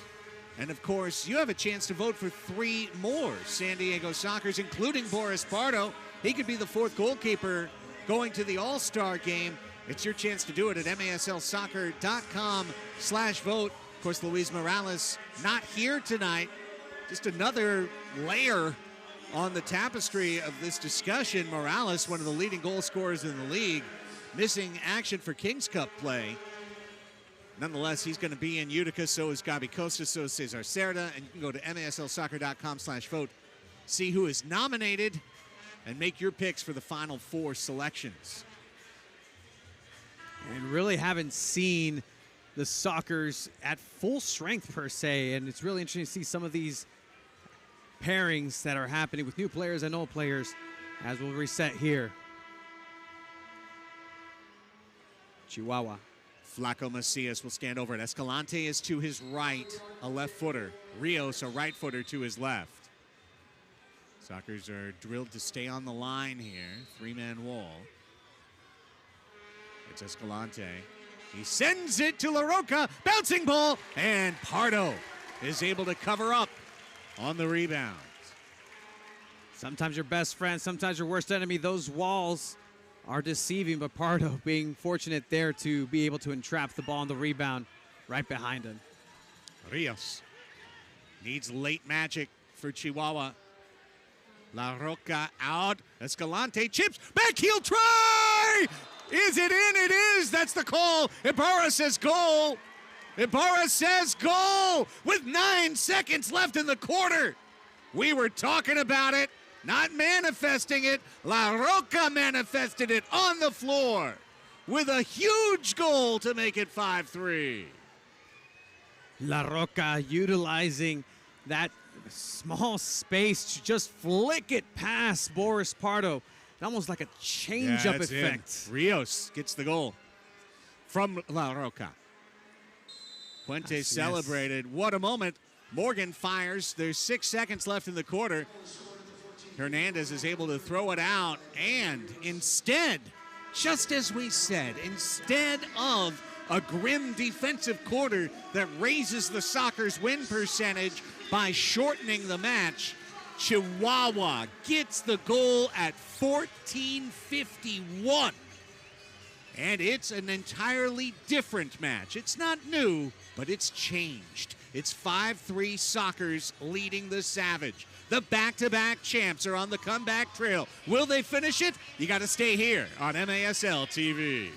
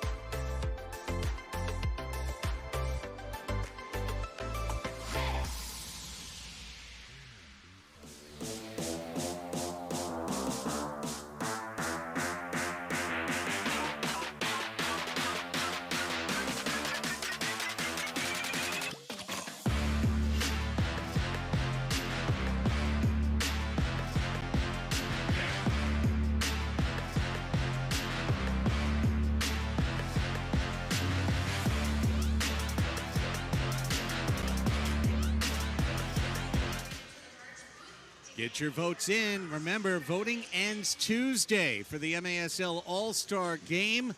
But you can vote now. Scan the QR code on your screen with your smartphone or go to maslsoccer.com/vote. 3 more Sockers to Savage available. Vote for your favorite in your favorite town. Vote for your favorite guys that are nominated. Find out who's nominated. Only way you can do that is scanning the QR code or going to maslsoccer.com/vote. Craig Elston, Tony Sanchez, Melissa May, our Amota broadcast crew with you from Frontwave Arena. Soccer's 4th home match in their brand new digs. They're 3-0 here All three matches have been one-goal games. 5-4, 5-4, 4-3. Tonight, 5-3. San Diego leading Chihuahua. But the only goal of the quarter comes off the foot of Jorge Rios from Hugo Puentes at 14:51. And now we have to say it. The old saw is about to sing, Tony. Next goal's huge. It is going to be incredibly important for both of these teams to get on the end of that goal. On one end, you can control the pace a little bit more if you're the Sockers, if you go up by one. If you're Chihuahua, this gives you the impetus and the momentum to move forward and really continue on that high press, high octane offense to try to go ahead and remontar here at Frontwave Arena. And it's the heart of a champion that really comes through in moments like these. And we're going to see if this Chihuahua Savage has what it takes here in the last 15 minutes of play. On the official scorecard, they gave Escalante instead of Puentes the assist on that last goal. That is for someone else to decide down the road. Final 15 minutes. Sockers attack right to left, west to east. Here's Morgan, the man who scored 3 goals into that net in the second quarter. Pinball, Macias and Costa. Costa guarded it for a moment, fell down, couldn't get a call. Then falling on the ball was Castaneda. He said he was tripped. Arturo Ibarra agreed, and it's a free kick for Chihuahua. Savage had 5 shots to just 1 for San Diego in that third quarter. Here's Sebastian Mendez. Another quiet night for Mendez. But in saying that, Tony, that's not to criticize the young man. I don't think he's even involved in the San Diego attack, essentially. You don't see anything run for him. He's not on any set pieces or special teams. Here's Mendez. Here he comes. Maybe this is his moment. Is this his moment? The save is made. Hernandez dives on his own rebound. That's what you have to do if you're Mendez. Get that confidence in, pepper those shots in when you have the looks. He had an opportunity in the second quarter to do that.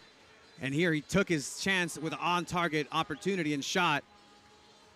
It's more of a wild card so far that we've seen in this season for Mendez. Good burst. Diaz right down the middle, kept it going. Lara, however, the ball led him into the corner. It did not lead him to the post for the goal. But now Chihuahua back on attack. Eric Tovar. Over to Escalante. It's going to be a gut check for the San Diego Sockers whenever Chihuahua has possession of the ball. They move so well off the ball, and their off-the-ball movement for the Mexican side. Miguel Angel Diaz, 4 goals and assists so far this year. Escalante has 5 goals in 5 games. He often speaks late in close matches. Tovar trying to bring that down. Ben Raymond has been a delight for San Diego defensively. Now, Salazar cleared that. The Savage thought he was inside the red line when he did. The officials now agree. Wow. Of course, there's no review available to the Savage, but persuasion remains part of the human story. And the decision is made upon reflection. This is top of the arc, the most dangerous free kick in indoor soccer. Escalante is blocked by the wall. And then Macias sends it crossbar down in the mezzanine. Or a fan picks it up. Scott on the PA reminds them after the fact, be aware of the ball potentially violently leaving the field of play. Oh, all part of the fun here at Frontwave Arena for now. You're going to see more of those high-powered shots by Chihuahua as well. Yes. And some of those are going to rebound and come off the glass and the wall as Tavoy gets double-teamed in the air here. Ruggles. Romero. 2.5 just about done in the fourth quarter. Rios takes a fall, draws the card on Morgan, and it's a power play for Chihuahua to try and get right back in this match, down 5-3. And that is the mistake that Chihuahua was waiting for. Whether or not it's really meaning to be a blue card or deserves a blue card. Either way, puts the Sockers in a position. Blue card against San Diego, number 9, for tripping. The tripping call on Tavoy. Morgan's first blue of the year. Second power play for Chihuahua. Pardon me, first power play for Chihuahua. Sockers had a power play earlier. Came up empty. This is the first chance for Chihuahua. What they did on a 4v4 was bring their keeper up to make it like a power play. This is a true power play. Beginning at 12:30 left in the fourth quarter, counting to either 10:30 remaining in the match or to a Chihuahua goal, which could narrow this match's score down from 5-3 to 5-4. Of course, the Sockers could score short-handed, too. They've done it once this year. La Roca! Saved by Pardo, falling back and keeping the ball in between he and the goal line. Pardo's going to wing it out. You can't throw in a goal anymore. You can't throw over 3 lines. He just did. Maybe short-handed, it's okay. 12 minutes left in the fourth quarter. Minute 30 on the power play.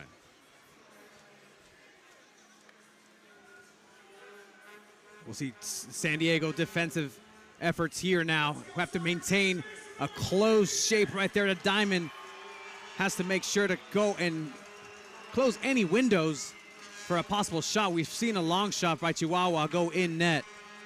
Escalante to Tovar. In the corner, it's La Roca. Puentes off the toe of Rios, could not control. Save some time halfway through the PK. Escalante to the corner. That is the talented Lara. Lara will shoot. Tried to tuck it on the short angle and missed. A Scotto-like Lara down there. Escalante. Lara. Escalante.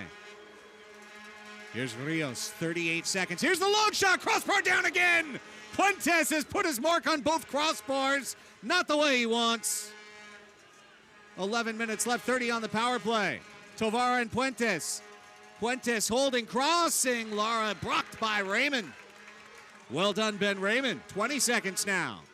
Puentes to Tovar. Back to Puentes. Room off the wall. Rebound clipped out of there by Gutierrez. Christian Gutierrez on the run, short-handed. He's got the ball with under 10 seconds on the PK. He goes down and draws a foul. And this will all but eliminate the Savage Man advantage, Tony.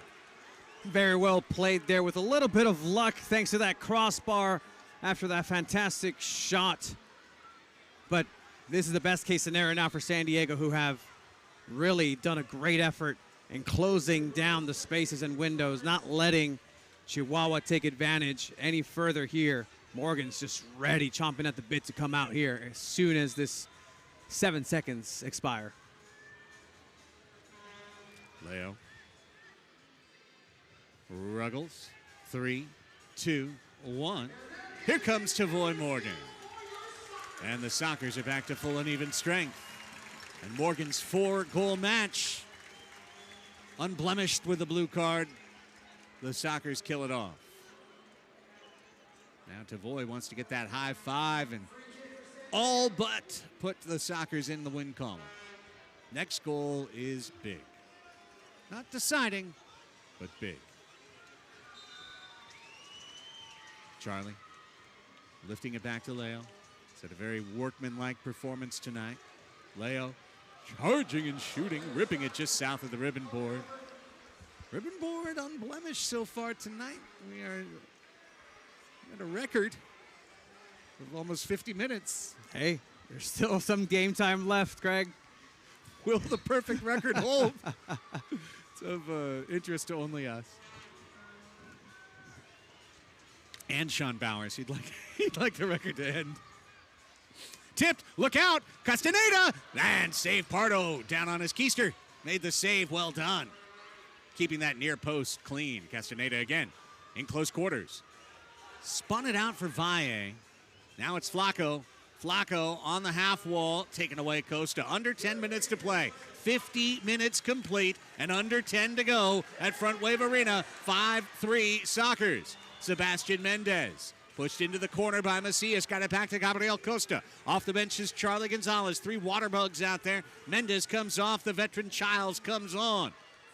A water bug replaced by a tugboat. Charlie under pressure, man v man. He's got to hang on to the ball here. And he gets the whistle to help him out. Took the risk there, was shielding the ball with his body. Could have gone either way, been dispossessed, but fortunately for Chadley there, gets the call for a foul. Childs drags it back to Costa with under 9.5 to go in regulation. Sockers have led by 2 since the minute 43 mark.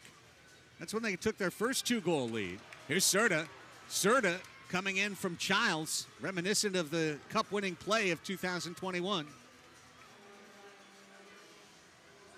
Back to Hernandez, under pressure, cannot pick this ball up.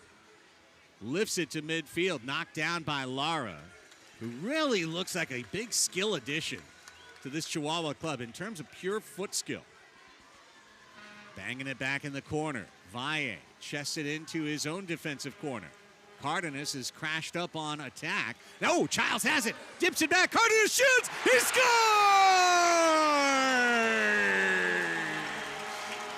A moment's mistake is converted into a goal. And on their feet, the fans at Frontwave Arena to celebrate a big goal indeed. 6-3 Sockers, Tony. La magia de Michel. Here you see Craig Childs just laying it off, knowing he has no chance to turn in between 2 defenders, laying it off, and Cardenas with the inside part of the foot, putting enough power for the ball to squeeze through Hernandez's hands. That is huge, doubling the lead, 6-3 San Diego with 8:39 left. Still going to be an exciting finish to this match, but for the Sockers, it's exactly what you needed. Childs' first assist of the year, and Mitchell Cardenas' first goal of the year. And both came at a great time. And at 6-3, you can't breathe easy, but starting to run out of answers and time, Chihuahua. As we see, and it's one of these things again, Tony, I'm so glad we announced these matches, have the chance to be here, and perhaps to provide context to casual fans of the MASL, dedicated fans of the MASL, and voters of the MASL. It's a foul on the aerial intervention between Escalante and Morgan. Now, you look at Chihuahua and you say, well, they've got the best offense in the league, guarantee. But do they? On a small field, absolutely. Unbeatable. Unbeatable. Literally. Literally unbeatable. You can't beat them. On a big field, it's a different team. It's a different story. They're still great. They showed their class coming to San Diego and winning last year multiple times. But you can also see the limitations that the field creates at Corner Sport Arena.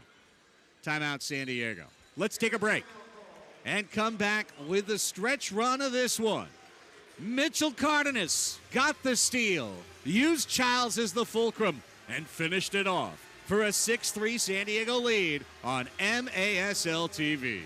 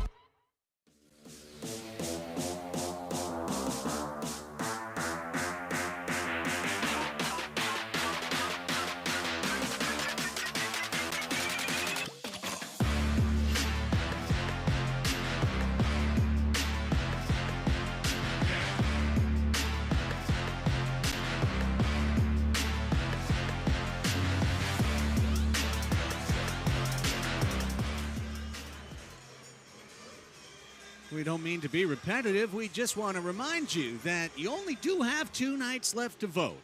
The MASL All-Star Game voting is open only till Tuesday. Use this QR code or go to MASLsoccer.com/vote.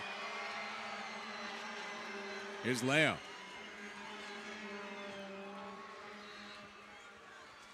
(6-3) San Diego.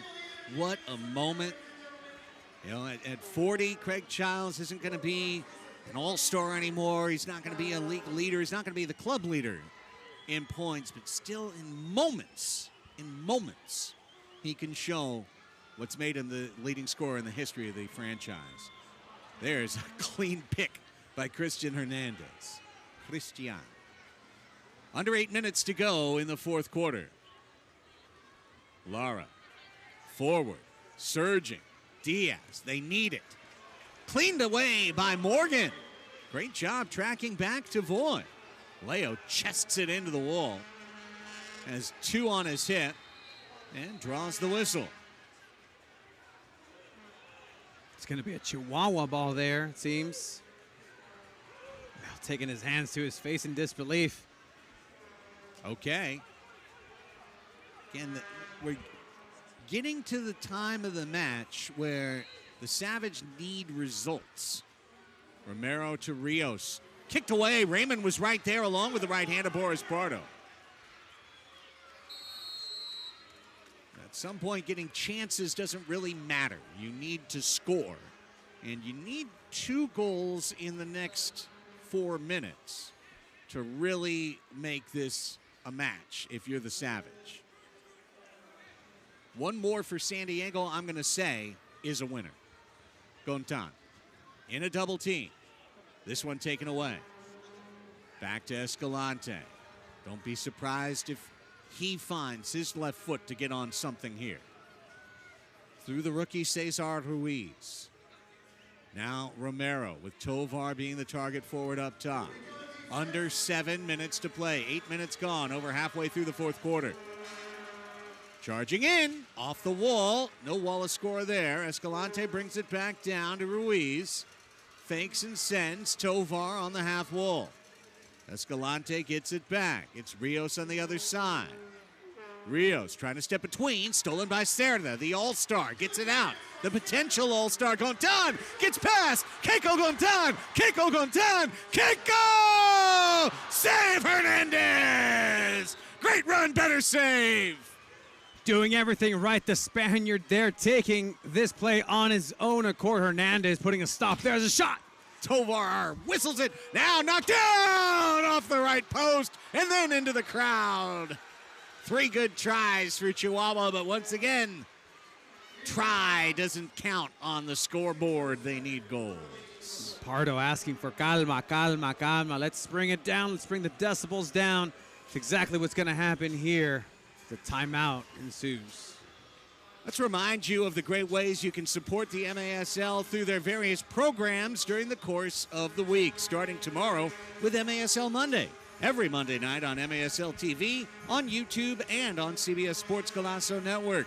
Join Alex Bastiavansky and Phil Levanko, each week joined by special guests from across the league to recap the weekend's action and discuss the hot topics around the league. Then on Friday, it's the most controversial show in the league, Under Review with Phil Levanko and MASL head referee Ryan Sigich. You can catch it every Friday right here on MASL TV, on YouTube, reviewing the key calls and no calls of the week.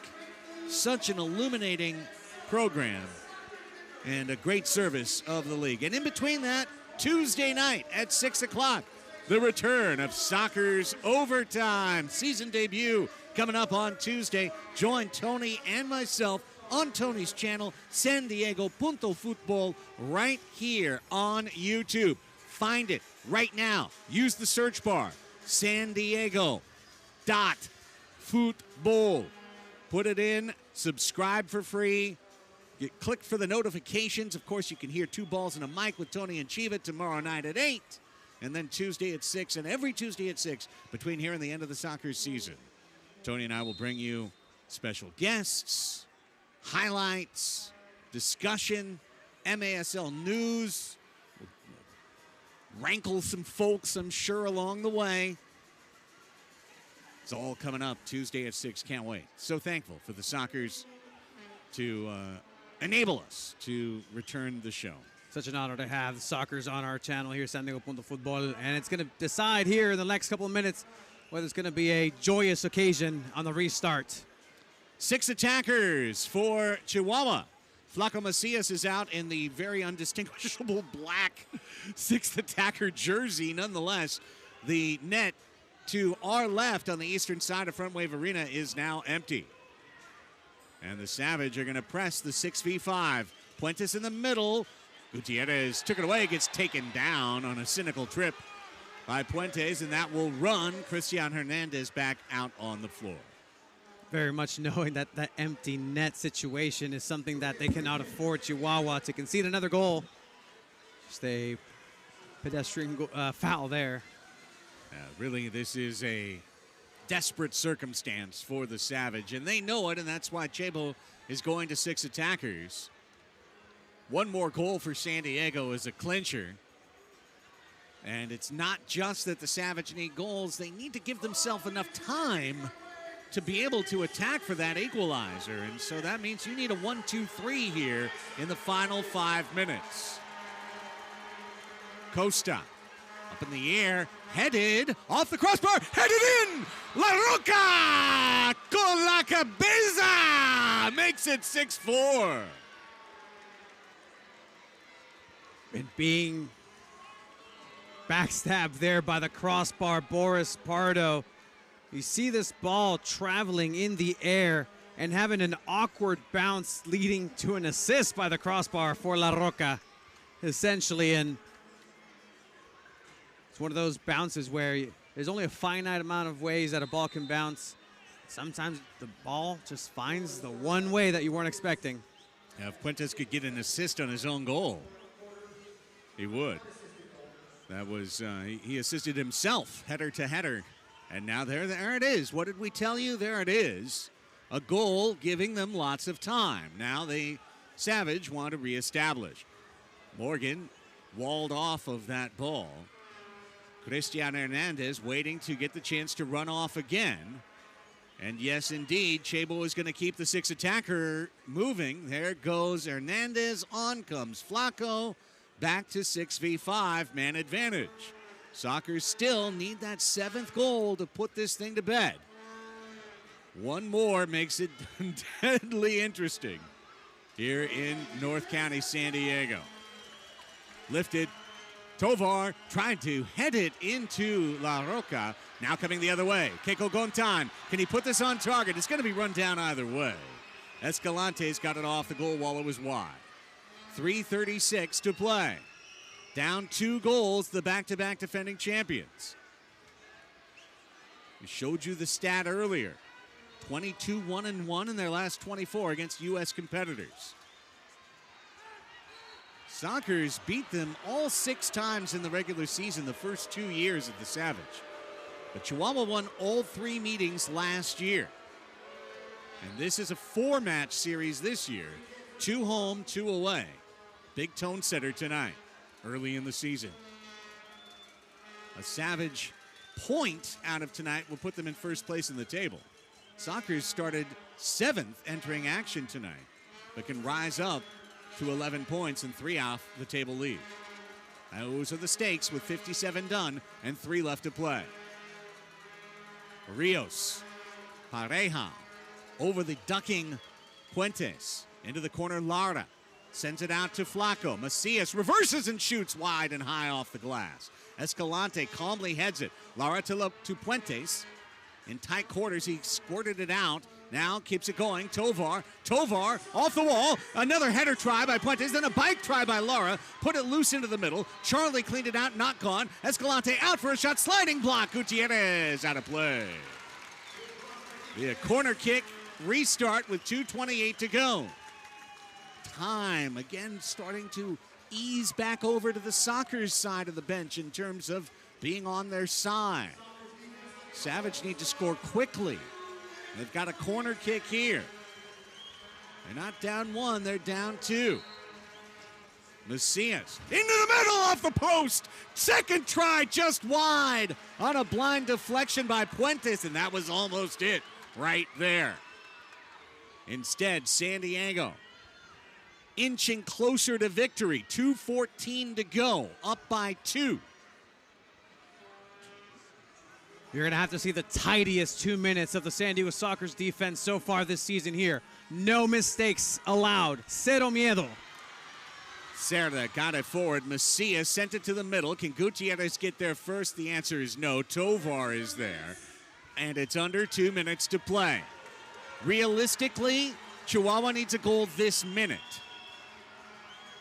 Rios charging in, and it got over the head of Puentes, or pardon me, Lara, who was open on the wall. Now Puentes taken away by Ruggles, who he thought fouled him. No whistle. Tovar, 90 seconds remain. Escalante, pressured by Cerda, great defense. Hand checking back and forth. Cerda with the smile says, did you see the 3 times he slapped my hand away? Oh no, oh no, oh no. A yellow card on Cerda is just a mistake from a captain to take himself off the floor right now, Tony. This is your most important player up by 2 on the entire franchise, and he just took himself out of the game. A mental lapse there by Cesar, who usually is on top of things in these high-pressure situations, but right there, as you said, a mistake. Puts Raymond out there. Raymond's been good. And he's fresher than Cerda. Let's see what happens. Castaneda got it to Puentes! He just missed! Oh, what a moment! What a moment! And Puentes has seen them. And this one will be run down by Macias as it went wide. 59 minutes are done. It's minute 60, and it's live at Frontwave Arena. It's the Sockers 6, the Savage 4. San Diego trying to take one from Chihuahua. Puentes working the middle, working it wide. Castaneda shoots wide of the post. Tovar couldn't get his foot on it. Puentes does. Save made. Pardo comes up big. That should be the one. Now Flacco again. Holding 36 seconds. Tovar banged away. Blocked by the back of Leo. Out of play. And the Sockers are going to win this one tonight, baby. 33.2, 2 goals. The math ain't mathin'. And Raymond being very important there in the last instance to get in front of that shot. Chihuahua's going to try, but it's not going to be enough here tonight. Open moment. Rios off the script logo. Escalante drags it down as the fans are to their feet here on the north side. Another shot off the wall. Knocked down Tovar, 7 seconds left. Castaneda whiffs. Raymond works it into the corner, and the Sockers emerge victorious. Frontwave Arena pristine. It remains as the Sockers score a 6-4 victory over the back-to-back champs. What a night for San Diego Soccer. Los Sockers de San Diego doing exactly what they had to do. Come here on a Sunday night in front of their fans and play the best game they've had so far this season. They took it to the bicampeones.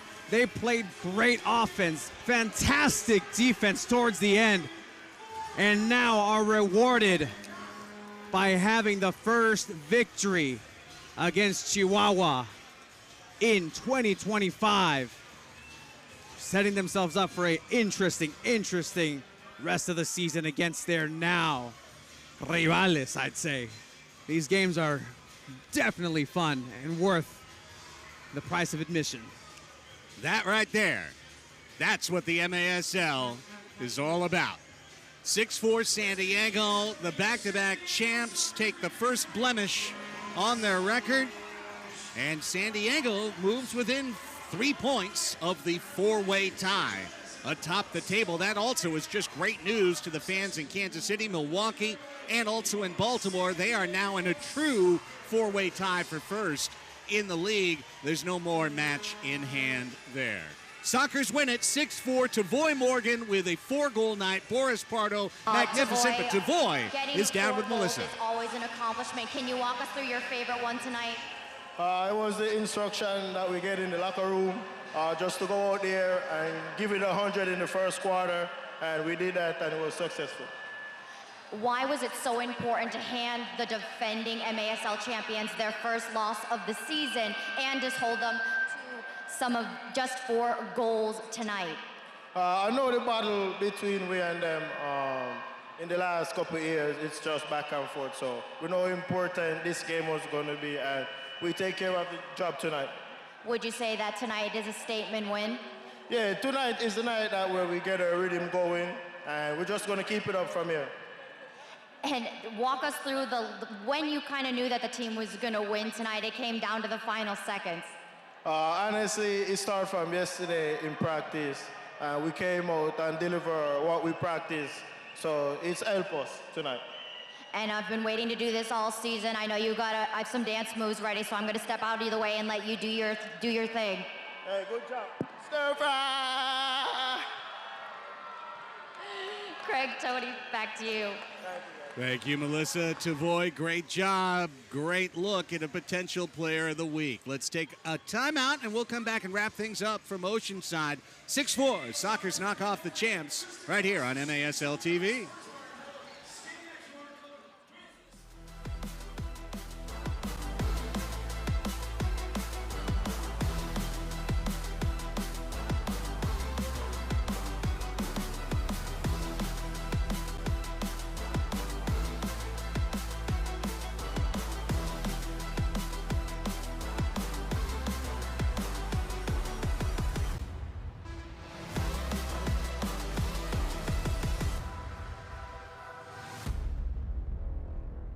Soccer fans, it's time to unleash a giant leap for fandom. Introducing MASL Indoor Soccer Fantasy Football. Build your dream team, invite your friends, and create your own draft league, all for free. Draft and trade players and win bragging rights as your team dominates the league. With MASLI Football, you're not just a fan, you're part of the action. Go to MASLI Football to sign up, get started, and play.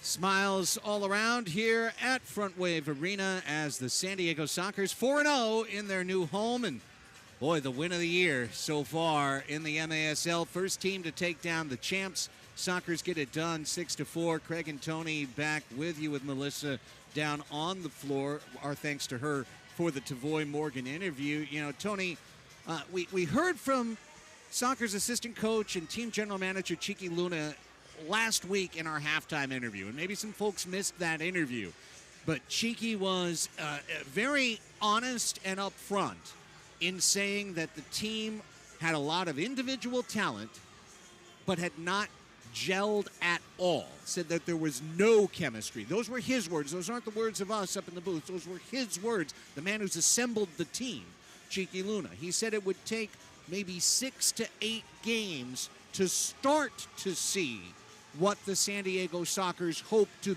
be by the end of the year, which is the champions of the Major Arena Soccer League. I think here tonight in match number 5, you see something from the San Diego Sockers. You see not only a new level, but you also see the potential of what could be as this team comes together and gels.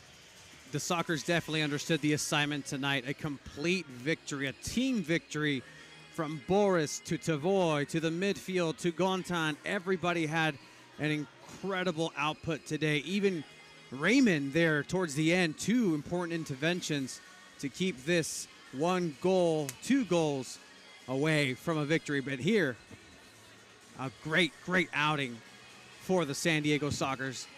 do believe we have some highlights. Yes, we do. Coming on down. Let's watch the highlights. Hang on, because Jeff Hughes just came up and I think gave me an autographed jersey. Love you. Here you see the amazing play of Boris Pardo. 7 of 11 saves tonight on the official ledger, but this one right here, to me, that just set the whole tone of the third quarter, Tony. Coming up in the 6v4 situation, another diving stop by Boris denying Cristian Hernandez right there. Pardo absolutely on fire in that third quarter. Now, at the very end of it, the great backheel goal by Jorge Rios turned 5-2 into 5-3. Scrambling attempt there. Boris almost got that one, too, but Rios was able to get it through, and that made it a 5-3 match.